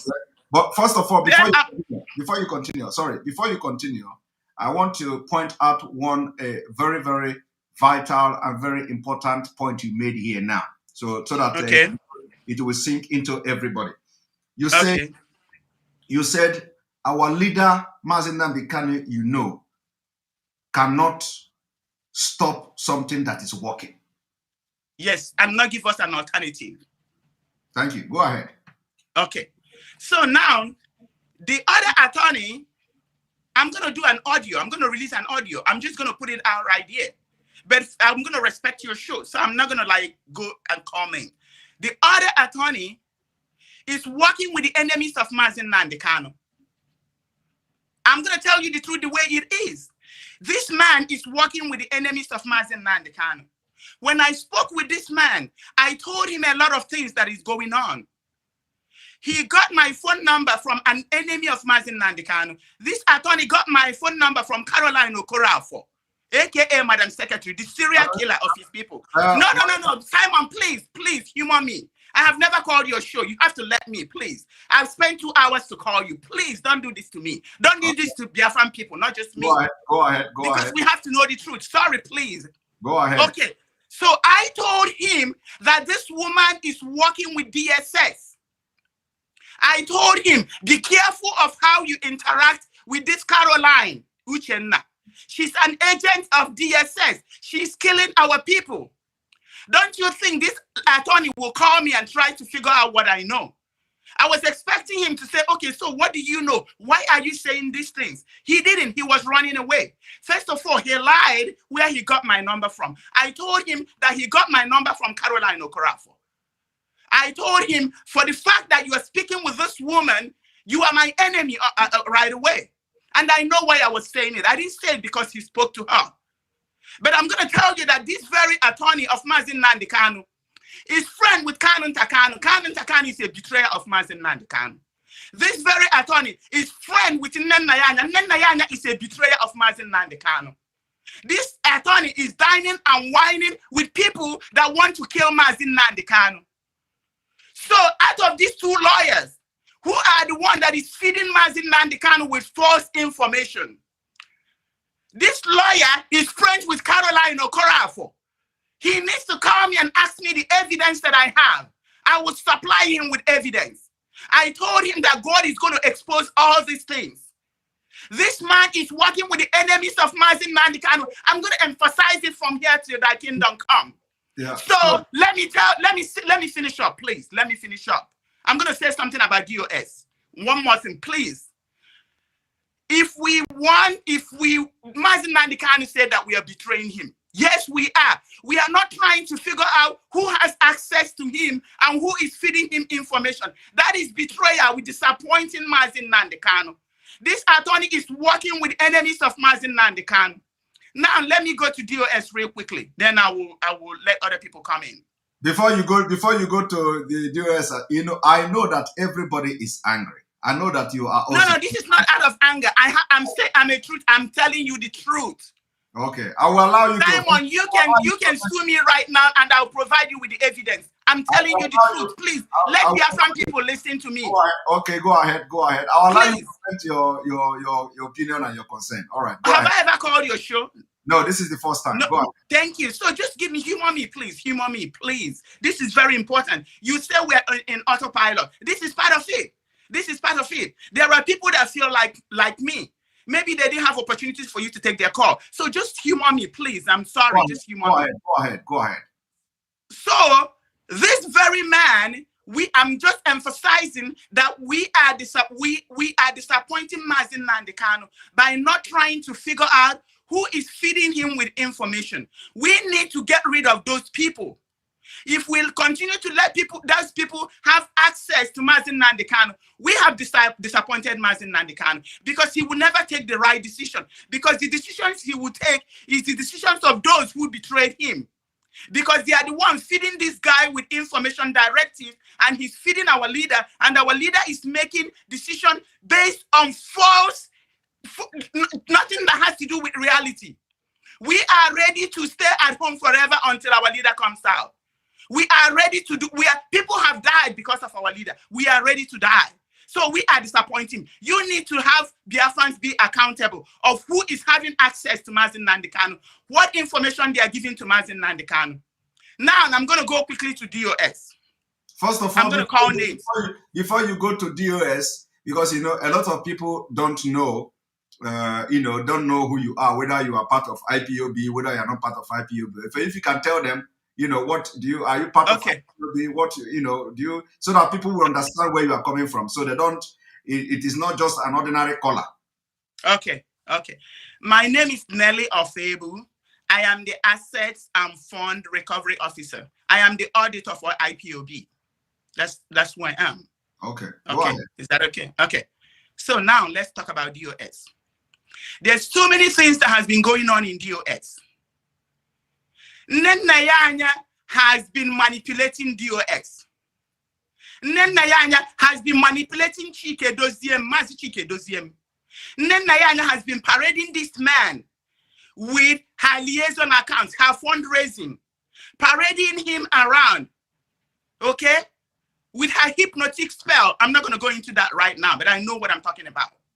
So now Biafrans have started to pray for Mazi Edoziem.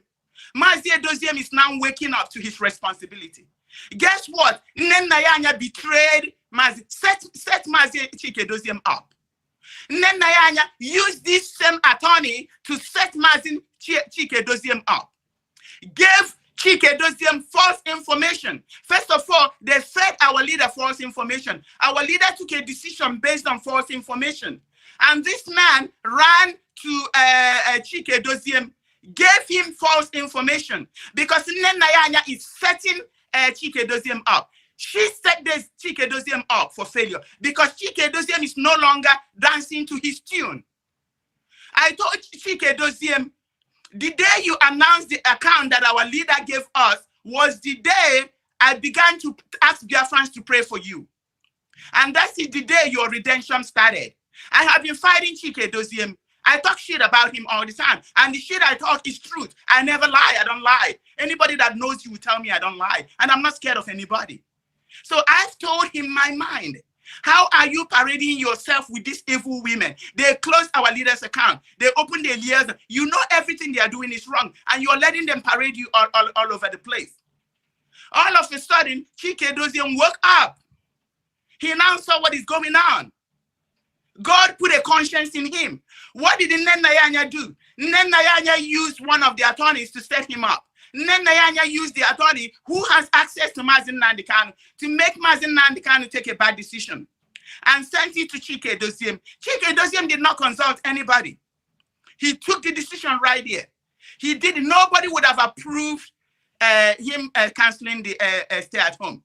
But all Nnamdi wanted to do is to destroy Chike Doziem. I told him before. I told him we're praying for you, and you will prevail over your enemies. Ask him. I told him this day is going to come. They want to destroy him because he's no longer dancing to their tone. He's no longer trying to destroy IPOB. He's now waking up. They've used him as an enemy of Mazi Nnamdi Kanu. Now Chike Doziem is waking up. They are now trying to destroy him. That is what is happening. That is the gospel truth. I called Chinasa, asked him. I told him that people of Biafra has rejected DOS. He asked me what I mean. I said, I've seen it in the spirit. They've rejected DOS. DOS is not working. Something is going to happen, and you will see that that Biafran people were spiritual people. That we've rejected DOS. He didn't believe me until right now. Probably now he's believing me. I asked him, what are the options? What are the alternatives? Because Nnamdi has wrapped Chike Doziem around her fingers with her hypnotic spell. She's an evil woman. She goes to India all the time. I'm not going to go there right now. I'm going to make an audio. Please, one more. I'm almost done. So as soon as Chike Doziem started doing the right thing, Chike Doziem started following the directives of our leader. All of a sudden, they're setting him up.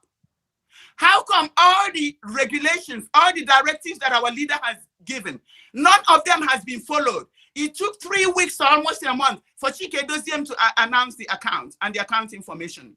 There are things that Chike Doziem needs to sign. He has not even signed it up to today.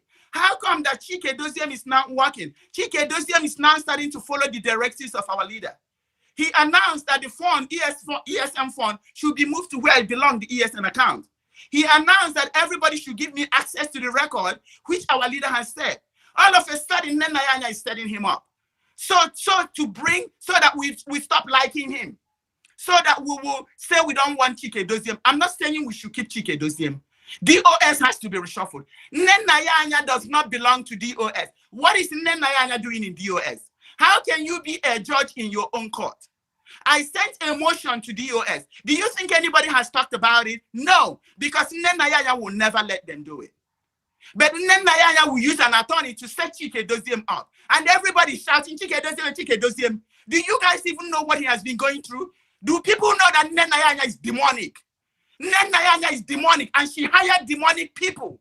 She works with the zoo government. They go to India to get voodoo. Does anybody know what Chike Doziem has been going through? Now it's all about Chike Doziem. We need to fix it. If we're gonna keep Chike Doziem out, we have to fix it. If not, let's find an alternative. DOS is not working. Nnamdi has to go. As long as Nnamdi is in this struggle, our leader will continue to languish in the DSS dungeon on the concrete floor while she's fucking sleeping on her bed. What are we doing? We are disappointing Mazi Nnamdi Kanu. People sold Mazi Nnamdi Kanu to Nigerian government. Why are we not asking questions? Why are we not doing investigations? Why are we disappointing Mazi Nnamdi Kanu? This is all I have to say. Thank you. Thank you very much, Nelly. I will. I think you are leaving now, so I will address some of the things you have said. Okay. I'm still gonna hang on. You're still gonna hang on. Yeah. I know that you are you sound very, very angry. And I know I'm upset, and I don't want to be emotional. We are disappointing this man that has sacrificed everything for our sake. Why can't we ask what is going on? Why can't we ask what is going on? This is wrong. Why do we let these evil people destroy IPOB? This is something that Mazi Nnamdi Kanu has worked for. Why are we letting them destroy ESN? Do you know how hard it's been to make sure that ESN is getting their funding? Why are Biafran people disappointing Mazi Nnamdi Kanu? Why do we have this evil attorney around Mazi Nnamdi Kanu? Can you investigate and find out that what I'm saying is true? We don't need this man around our leader. They are using him. They are using him to keep him in detention. They are using him to destroy what Mazi Nnamdi has worked for. What is IPOB if we cannot make investigation? We have moles. We have moles. They are killing us.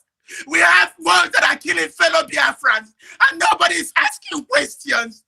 We have people at the top. I'm telling you guys that Nnamdi sold our leader. I'm telling you that Caroline Cannon they sold our leader. Why are we not asking questions? All right. Nelly, you have spoken. And I will make comment on most of the things you said. And one thing here is that Nelly, I just mute you. I just mute you, please. One thing here is that you have said everything that is in your mind. You raised a lot of quite number of issues here. It is not something that we are going. Everything I'm going to be addressing here, but you've raised a very quite number of issues. But I'm going to pick just a few of them that I feel is very, very important. One of the issues, are you there? Yes, I'm here. Okay. So you raised a quite number of things that is very, very important. And the one I'm going to pick and maybe talk about is that you say that Mazi Nnamdi cannot give order to stop what is working and what is effective without giving alternative. In fact, from what you are saying, it doesn't even have to have alternative when the thing is already working. So that's what. So for the Mazi Nnamdi that cannot, if the sit-at-home order is working and effective, stabbing the heart of the people that we want to get, which is in Nigeria, he cannot say stop it, right? That is the point. Then that's what I'm saying. Yeah. Yeah. Then another point is that you say that we need to look into who are those visiting and feeding information to him. Yes. Which now gave him the which necessitated or prompt this particular decision to stop something that is functional, that is working, that is effective. Yes. Yes.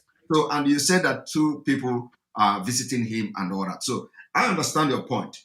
And this your point, believe me, Biafrans are watching. And, you also must have heard me saying this struggle is autopilot. And these 2 points you raise now is very, very important. That one, what kind of, and then also the third one is that you say we should also try to investigate and reason what kind of information that is being passed to our leader to make him to say, let us stop this sit at home. That is very effective, and 99.9% of Biafrans are angry for stopping it. Because if he is here, with the reaction of people and the way the thing have worked, he will not he will not go and say we want to stop it, because this is actually what we have been fighting to get, to see the kind of thing we're going to implement, to see that it touches the heart of the politicians and the heart of the government of Nigeria. And this is actually one of the decisions that have actually achieved that particular target, which the video I played where this man was analyzing it, the man said that for the sit-at-home to have a total compliance, it means that the governors, they have lost every legitimacy to continue as governors in the South. Yes. And that is a very strong one. He also said that this sit-at-home that see total compliance means that the IPOB are in control of that South region, of Nigeria. He also went further to say that it also showed that people are not loyal to the political leaders in that region, that they are loyal to the movement of the actualization or restoration of Biafra, and also to Mazi Nnamdi Kanu. Yes. So the sit-at-home are actually exposed a lot of things. And I know that the reason why you are here, is because you want people to begin to also reason along this line of point that you've just raised among other points which I'm pointing out now.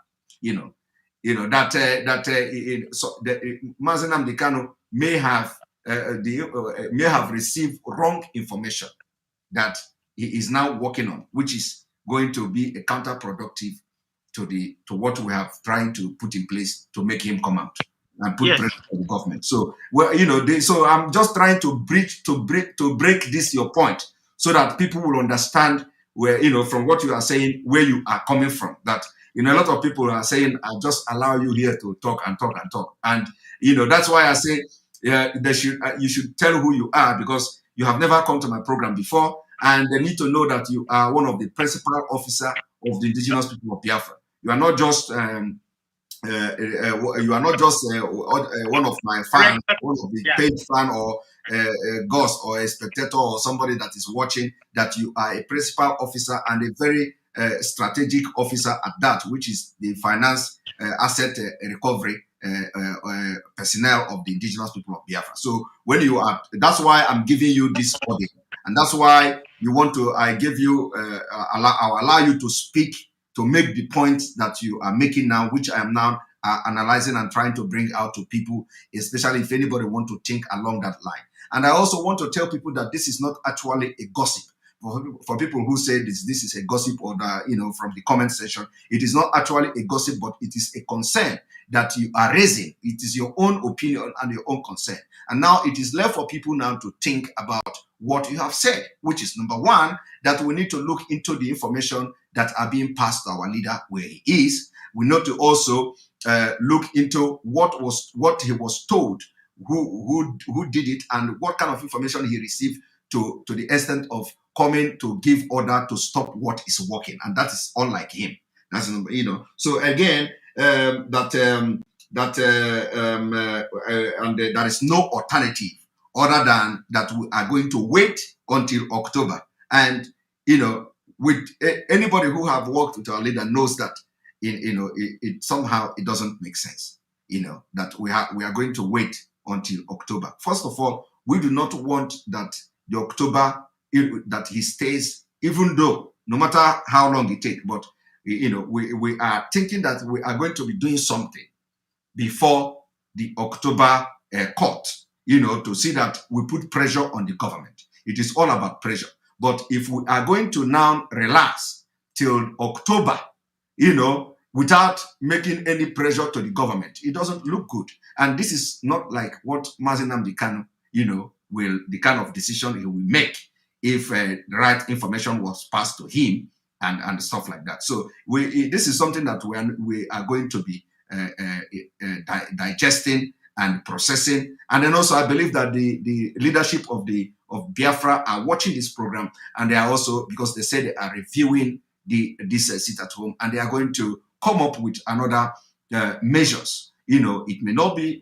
every Monday measure, it may not, but there must be a measure in between this thing. And I know that the people passing the information to our leaders should also understand that people are not happy, and they should also understand that the decision was actually working.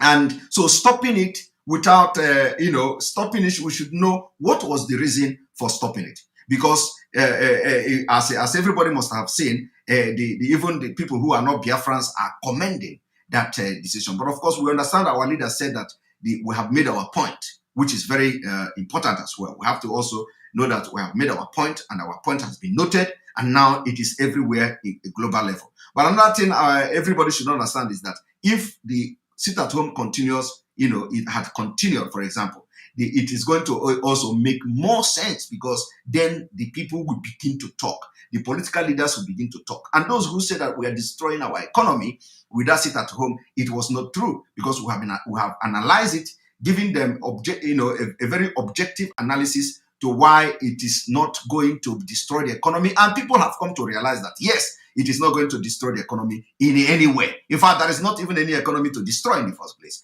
And it is going to also make the political leaders in the Southeast to rise up. Whether they are going to rise up and start killing everybody, whether they are going to, but at least it is going to be the biggest pressure that we have put on this government, especially on the dormant governors in the Southeast. So we understand, and we hope that in a matter of days, the people who are conveying messages to our leader will also take this message back to him, which they have already done. But because they also told our leader, that this thing was successful and all that, he still said that we should suspend it until the next court date. And like your concern is what I know, because your concern is that our leader he is not the kind of person who will see something that is working for this struggle and he say is going to, without receiving, it means that the information that must have passed to him may be wrong, may be misleading information. That was why he made a decision to stop the sit at home. So the information now is that what kind of information was passed to our leader? Who told him, and what did the person tell to him that made him to stop something that is very effective and that was working? So I understand your point, Nelly. And believe me, what you have said today, a lot of people are going to be meditating, a lot of people are going to be talking about it, and people knows that what you did here is not gossip. You only aired your concern as a concerned citizen of Biafra. Not only that, as a principal officer of the indigenous people of Biafra. If you have personal issues with people, or you have something that bothers you, you also have the right to air it. And as you continue to make this your point now, I cannot discriminate you or telling you I've never shut anybody down on my program, but I cannot do that. So I gave you that particular right to air your view, and they gave you a special privilege, because of you are principal officer, and you are actually the first principal officer to have come to my program to say something like this, because a lot of people are watching, and we have almost 7,000 people watching, 3,600 on YouTube, and about 3,100 from the Enter Biafra and other channel like that. So we have a lot of people watching at this point. I believe that this particular thing you said today, people are going to think about it, and also the leadership of the Biafra people, the DOS, they are going to also think about it and know that measures will be put in place to know that we have one channel, at least one channel, that communicates with our leader, so that there will not be any conflicting information, so that we know that if something happened like this, we know where it is coming from, we know who to hold responsible.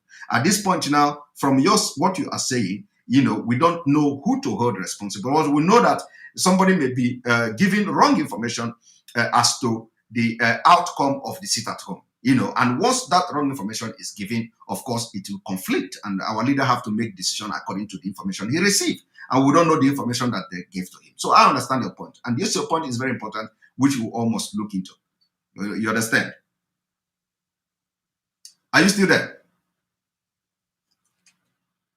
Are you still there, Nelly?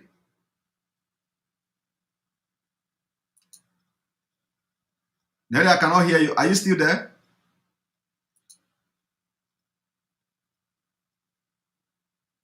Okay, Nelly, we cannot hear you. But she's gone. Okay.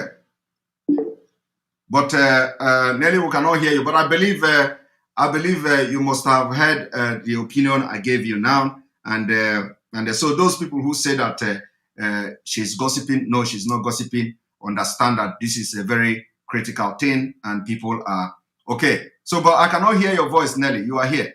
So can you talk?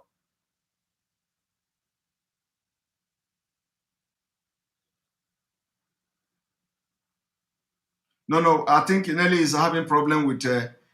She's having problem with the mic. It happens to everybody. She's not used to this particular gadget. So Nelly, your concern, you have aired it, and this is going to be on every platform. This is going to go viral, and people are going to meditate, and people are going to think about what you said. And like you said, people are going to sit on Monday, even if as it has been called off. That's what we call the autopilot. So thank you very much, Nelly, for coming to the program. We appreciate you. We appreciate you for the point you've made, and people are going to take it up from here. Thank you very much. All right, Eze, and please, anybody that is coming, subsequently should not go and should not come and start talking about Nelly, please. We are not here to talk about Nelly. And we are not here to talk about what they need. Of course, the point, if you want to discuss the point she raised, which is every other thing, ignore it. But this point of, for example, that our leader is not somebody that will stop something that is effective and working. So, and she is concerned about what information that was passed to our leader. She's very, very concerned about what did they tell our leader to say that we have to stop the sit-at-home that was very effective. That is the concern of Nelly, because Nelly have known our leader for a very long time, and so she knows him very well. All right, Eze, welcome to the program.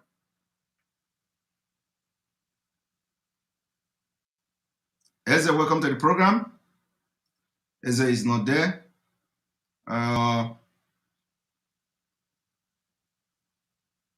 Mwatuanya, welcome to the program. Mazi, good evening. Good evening from here. Hello, Are you? Hello? Mazi, can you? Hello, good evening. Good evening. Welcome to the program. Can you hear me? I can hear you. Go ahead. All right. Thank you so much for your good. But my advice with what I have listened to and I have heard this evening is that and then I got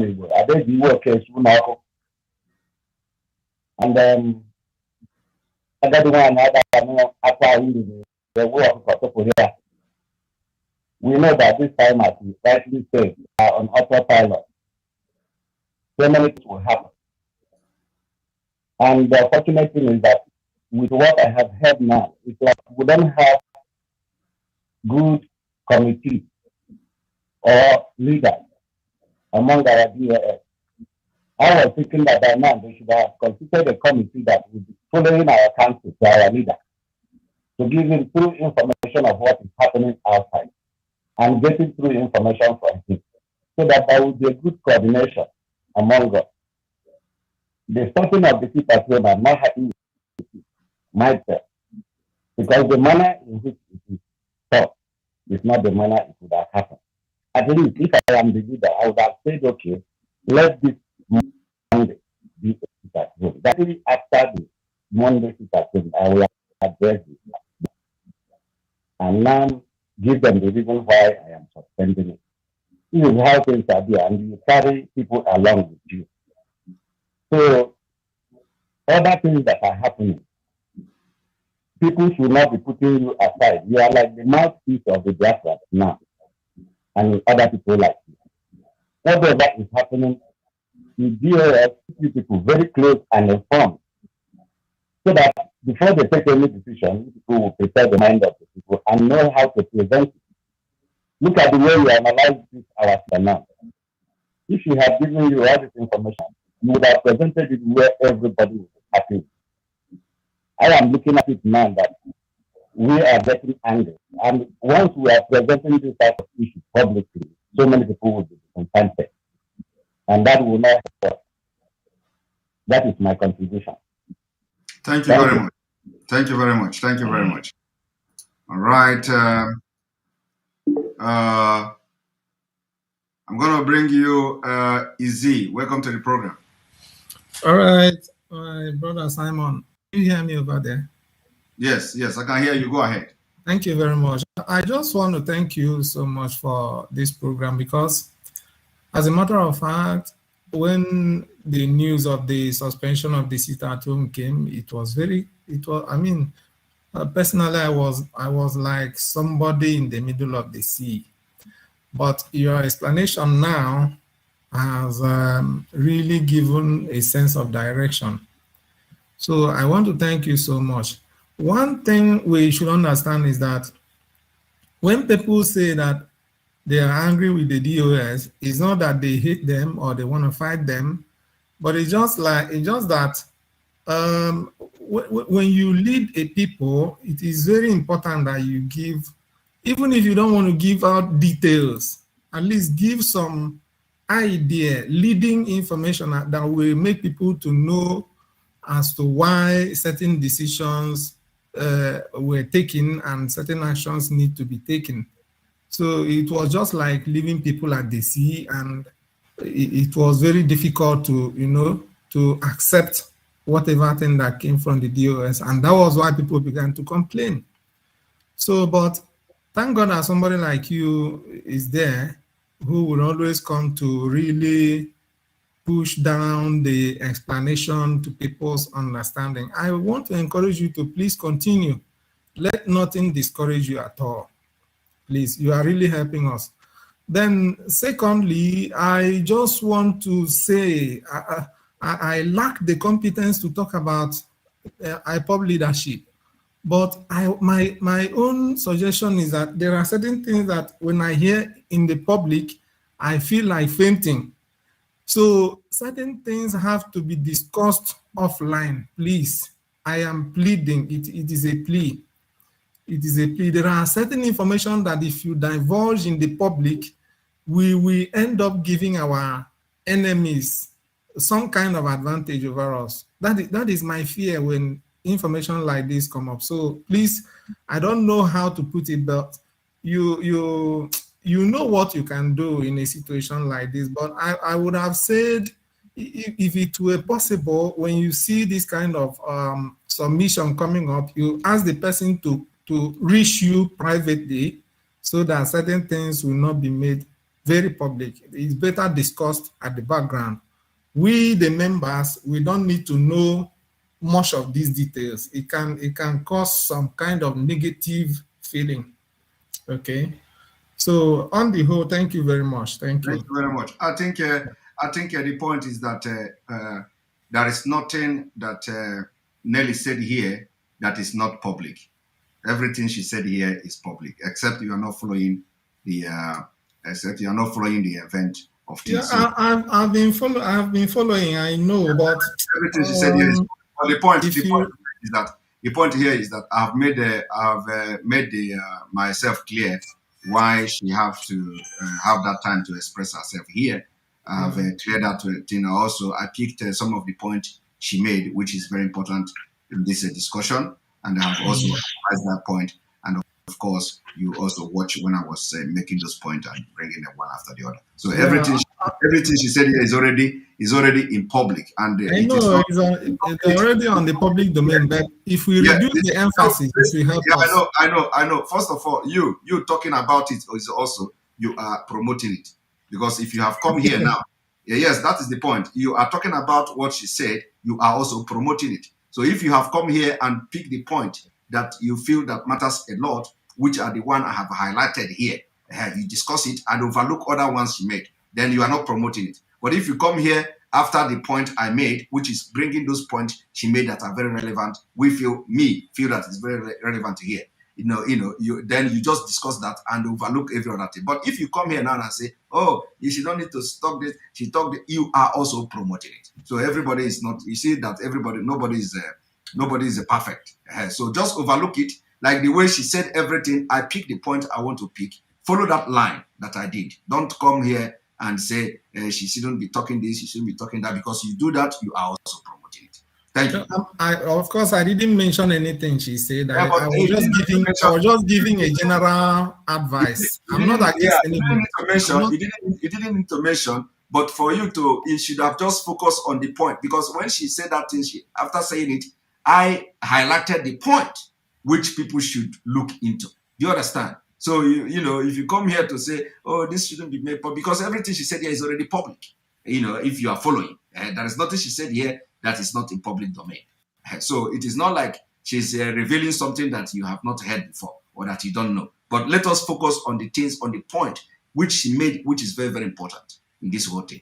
And I have highlighted those points. So let us focus on that and focus on the fact that the order has come, and we have to also respect that order. But the point here is that is our leader the kind of person that will stop something that is working for Biafra? That is the question. And another question is, what kind of information that they passed to our leader that make him to stop something that was working? That's another thing. Another thing is also, what are the information that are being passed to him when they visit him? And so these are the very important point she raised, which we also should be concerned, must be concerned, how we can have one single person passing out information. Because when you have different people going and passing information to our leader, you are going to be having this kind of conflict, and it will continue to happen. But if we have one channel, we know if problem comes up, we know who to hold responsible. You understand? These are the things we need to be looking into, how to solve it, and we'll move forward. Thank you very much, Izzy, for joining the program. All right. The Priest of Peace, welcome to the program. Before you continue, let me thank Abuchi Oy for your super chat. Sister Nelly is spot on. Need to sort it out internally. Gold is gold due to going through high temperature purification. Or Biafra. Thank you very much. That is fact. And then Alenora Okoro, I see your super chat. Unfortunately, I have missed it because I see the super chat going off or going up. So thank you for your super chat. I think I can no longer bring the super chat on the screen. One moment, let me see if I can bring it. Alenora Okoro, thank you very much. Please, I don't see the super chat again. It has, and all of you that have made your super chat, I could not get them because of I've been talking. I apologize. All right, welcome to the program, the Priest of Peace. Thank you so much, Simon. First of all, I want to support the vendor that had lost her stuff during the whatever that happened the other time. So I want to support. Maybe I can email you in a couple of minutes after this. I want to support. I'm going to be anonymous on my support. So, but I'm going to support. I'll get back to you. I want to make 1 or 2, 3 points. You know, what our sister have said, she had a valid point. But there are something, you see, when you work in an organization, you work with information. Some people, I am a priest, okay? And some people will give you information. Others will give you different information. So how do you handle these informations? If you haven't worked in an organization that has Ndikwe and Ndekwe, you will understand what I'm saying, and you will understand what I'm saying. So see, DOS is working with information that is coming to the table of the DOS. And I'm happy that she said she's been praying for the head of the DOS so that he will be up and doing, doing his work diligently. And the information that is coming, see, there is no way Mazi Nnamdi will be in dungeon and the DOS is taking decisions that is detriment to the entire Biafrans. It is not going to happen. She has a valid point, but this is supposed to be an in-house thing. You know, some of these situations or some of the things that he has said is in the public domain, but we should not be, sentimental or too emotional, as to this. So, but the point I'm trying to make is, she said she's working with the DOS at the Directorate of State. Let her keep working with them and give them the support that they need. All the information or any information that he has that will help the DOS, she should go and do it. Now, she has bubbled the bust everywhere right now. See, this situation, this thing right now that has happened is going to cause a lot of havoc. It shouldn't have come here. There are things that should be in-house. Discuss it in-house and keep working, because whether you like it, even in families, there are people who, in your family, there are people who don't agree with you. There are people who are going to sell you out. It is there.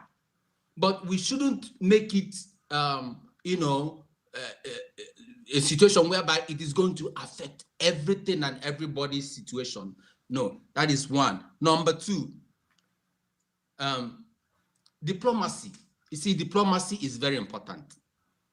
If diplomacy is not in what DOS is doing, then it means they don't know what they are doing.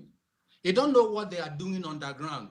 We that are listening here don't even know what DOS is doing underground. And I am sure, I want to assure you that diplomacy is being, used to do all the things that they are doing. If there is no diplomacy, they can't work effectively. So the post that you make, the video that you showed, the man that was talking, he talked about the election. He mentioned about election. I want to say here that there would not be any election in Biafra land. My reason is this. We should not legitimize this fraud that is going on. We should not legitimize that. And that is what, if DOS is listening, that is my opinion. And if there is any way this thing can go the whole of Nigeria, because one, it is going to hurt the Nigerian government. It will bring them on their knees that there is no election in Nigeria. If part of the South, the whole of Southern Nigeria decided we are going to sit at home that day, but the Yorubas, I'm sorry to say it, they'll do dua. Some of them will want to go and do bole and all that. They wouldn't want to join in this aspect. So, but if we are going to get to a point whereby this government will come on their knees, we must never allow election to hold. Let everybody sit at home, like you said, autopilot, you know. Okay, look at Tinubu. He came to US, he had surgery, and he went to do a prop up with Buhari. That man is not working. He's so sick. He is partially paralyzed. The operation that he has, the surgery he has partially. Now, somebody said, your president, na photo. These are the men that want to, you know, come and legitimize one Nigeria. You know, it is very, very important we understand that. And finally, if there is any way you will bring Barisho once in a while to talk, I don't know if it is possible, bring him in on your show, you know, so that he will talk to everybody. Because right now, what we need is calming nerves. Things are working. What the DOS have done is working. It's going to work. I am still sure that some people will not want to go out that day on Monday. Yes. But some people will still go out. But what I want people to understand here and pass this message across is this.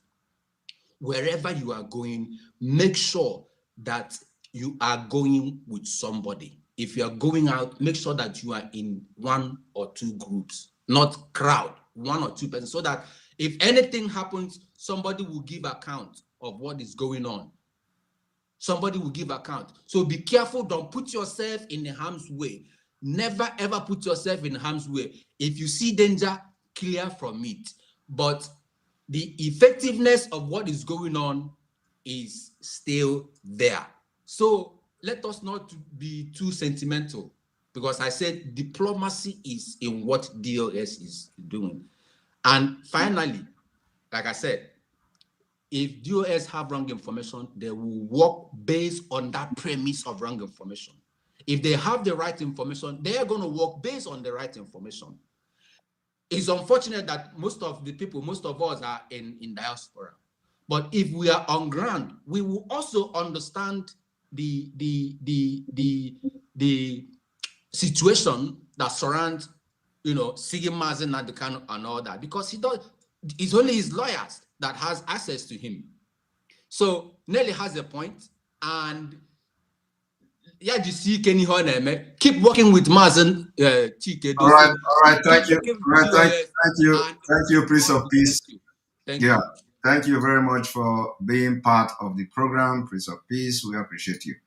Well, some of you are listening and watching. When you look at the screen, you will see that somebody who don't have a name, who say he is or she is a O.OC, say that Simon was wrong to allow that woman that long to be ranting against another officer of IPOB leadership.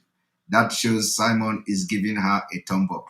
You know, Simon is also giving a thumb up to Buhari and APC, because I have played their video here. Simon is also giving a thumb up. These are the people that are causing confusion. You think that because you are agitating for Biafra, you cannot allow people to air their opinion and their view. Do you know how the person who spoke, do you know what sacrifice she have done in the struggle for Biafra? Do you know what she have done? Do you know her position? You know, some of you don't. Some of you have never contributed nothing other than coming here to look for fault because you want to impress or you want to show loyalty to non-existent and inconsequential human beings or group of people. You just come to Simon Ekpa program to comment trash. You think that if you think that it is easy, go and open your own program so that you can allow somebody who have a very serious issue, whether emotion or not emotion. And when it comes to your program, you kick her out, tell her, get out of here. I don't want to hear. I don't do that. I'm a civilized man. I'm a Democrat. And there are people, when they come to my program, I give them the opportunity. I give them the time they need to vent their anger. Because if you want to solve problem, you allow people to vent anger. That is how problems are solved. All of you are even worse than Nigeria. Nigeria government is the government that when you kill people, they will tell you don't report it, because if you report it, it is going to bring a bad image to Nigeria. But they are not going to solve the problem leading to people being killed. They come and say, do not report. We are going to cage media. Don't report against the Boko Haram killing. Don't report against the killing. But when they come to Eastern Nigeria, the Biafra land, they kill you. They share the video everywhere. They tell you we have killed the ESNO. We have killed Tenno. They kill Ikonso. They show the video of Ikonso. At the same time, they are showing the picture of Ikonso. They told you, do not share the video of Nigerian army. Don't share the video of Boko Haram, killed Boko Haram members. And at the same time, they are showing you pictures of Ikonso. You are as bad as Nigeria. It is not every time you tell people, don't talk, don't talk, don't talk. There are talks that will solve problem that you have. And that's why, for those of you, because you are not civilized. And if this man, if you, OC, if you are living abroad, if you live abroad, if you live in a diaspora, and you say you shouldn't have given the woman the time to talk, it means that you have wasted your years. You have wasted your years in abroad. Do you know why you have what we call the psychologist? Do you know what is psychology? Do you know what is psychology? Do you know what is therapy? Do you know that in a developed world, you have what we call therapists? Do you know how therapists work? Therapists work that when you have problem, you go to them, you talk, you speak, you pour out your mind. That is how problems are solved. If you are doing with somebody, don't talk, don't talk. When you talk, you are escalating it. This is not public. This is this. Do you know why you have what we call the Oputa panel? Do you know why? Do you know why the people who put up Oputa panel in Nigeria? Did you follow Oputa panel? Some of you don't know nothing. You are not following anything. You don't know reason for what, some of the things that's happened, you overlook it because you are just busy eating apple and gari. That is the only thing you know. You just know how to eat apple, eat gari, look for woman to chase. While people are busy cracking their brain, developing their critical thinking, you are busy looking for apple and woman. And today, look at where you are. I don't know how old you are, but you don't even know how problems are solved. Why you had Oputa panel in Nigeria Oputa panel was publicly debated. All the impunity that happened in Nigeria, they have to look for a way to solve it. They could not even solve it, even though it was public debate or public hearing. Everybody that committed atrocity in Nigeria, they brought them publicly. The only people that did not, or the only person that did not come is the man called Buhari. You see, it was for people to come and tell where they were wrong, where the Nigerian government, the system wronged them, where the leaders of Nigeria wronged them, so that to be able to bring solution. You do not come and say, Abacha was killing people and feeding crocodile. He kill people and feed crocodile in Aso Rock. So don't talk it, don't say it, because it is going to bring problem. You see, I want you all, don't just come here and show ignorant. There are things that people need to talk, and they talk it public, and it will solve a lot of things. You are not going to tell me what to do on this program. Okay, I choose what to do, and I do what I want to do. You cannot come here and dictate who are allowed to talk, how I allow the person to talk. If you think that you are going to have a restriction on people, when the restriction comes, I know what to do. This person is a principal officer, and she have the right to come here, and I have the right to give her my time. And if another person want to come to talk and counter what she said, I'm going to also allow the person to talk. But at the end of the day, I will pick the one that I feel that is very relevant and people should be pondering on. And that is how to solve problems. You don't solve problem by grudges, keeping the grudges, allow people to talk inside. Do you know whether she have tried to talk internally and it didn't work out? So please, don't come here and tell us how to run our program, please. Thank you very much. And then Chidi, thank you for your super chat. The strength and weakness of Ndibo is ambition. The cleansing is in progress. This is the time for everyone to be watching who is who. Biafra Ndi. So thank you very much, child of the rising sun, for your super chat. And that is true. We appreciate you. And then I'm going to bring you also, the next person is Samuel Okonkwo. John Alamedia, thank you for your super chat. Mazi Simon, you played major role to mobilize Biafran in last sit at home with instruction of Mazi Nnamdi Kanu. Please contact all those Miss Nelly mentioned. Thank you very much. Noted. A lot of comments that I need to bring forward. Thank you, all of you, for supporting. Now we're gonna bring people, and when I bring you, please make sure that you make your contribution and your point very, very fast. And please, some of you that are watching now, we have just about 2,000 likes. 2,000 likes for you to make other people to watch the program. The viewers are actually about 8,000 viewers, 3,500 from YouTube, and about 4,000 something from the Enter Biafra. So we have almost 8,000 people watching live at this moment. Steady watchers, viewers are about 8,000. So now, if you are watching from YouTube, we have 3,500. We need to see at least 2,000 to 3,000 likes so that it will also send a signal to other YouTube viewers to watch and come and listen to how we are solving this problem here and setting the mind of our people ready to also obey the DOS decision. Thank you very much, Samuel. Welcome to the program. Thank you, sir. Can you hear me? I can hear you live and direct. Okay. My name is Samuel Hiro Konko. I am from Aguleri. Thank you, Simon. God is using you. I want you to, in this adventure, I want you to learn Igbo people. All those men who are telling you, oh, please, is that your time to shine? They are still the one that will castigate you. My brother, continue in this trend, because what you are doing for IPOB is very much stronger than what anyone can think. All those people who come to tell you, Master Simon, do it on your own, go alone, move out, do it on your own, you can do better.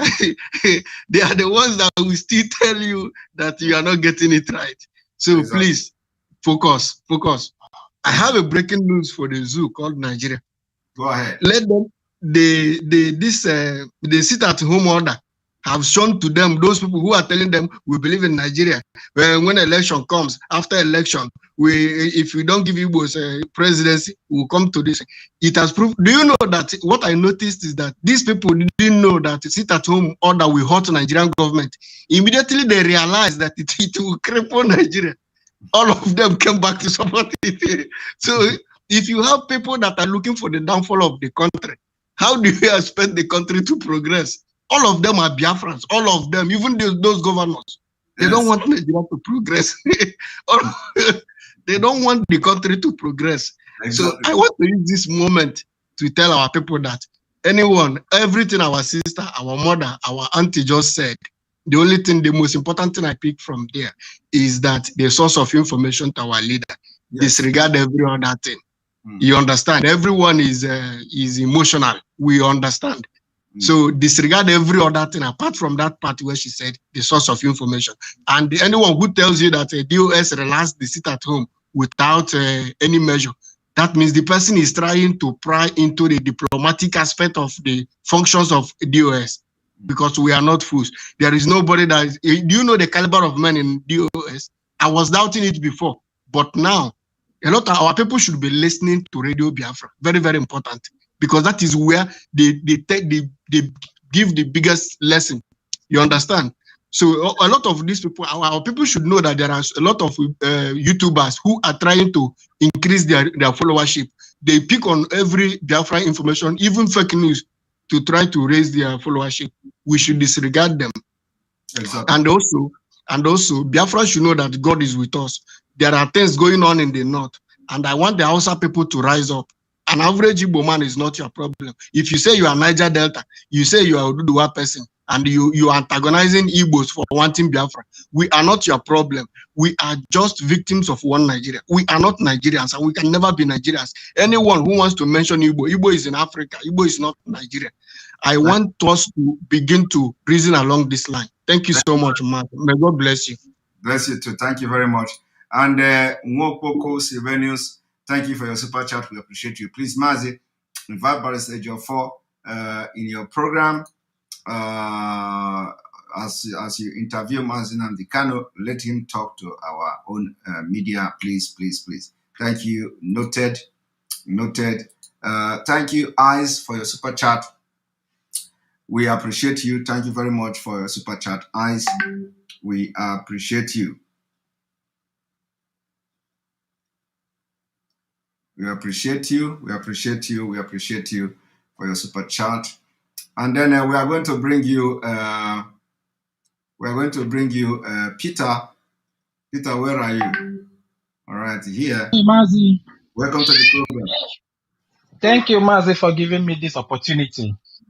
I want to say that my own point the point I want to make now is on the information aspect, that what kind of information is being given to our leaders. I don't want us to start doubting our lawyer or our lawyers at this time, because if anybody thinks otherwise, I think Barrister Ejiofor has made it clear that the court has given order for friends, families to visit them, and anybody that wants to visit Mazi should contact them and they will make the appointment. So if anybody is in doubt of the kind of information being passed to our leader, I think that person should as well contact Barrister Ejiofor, and they can book appointments and the person can see our leader. He made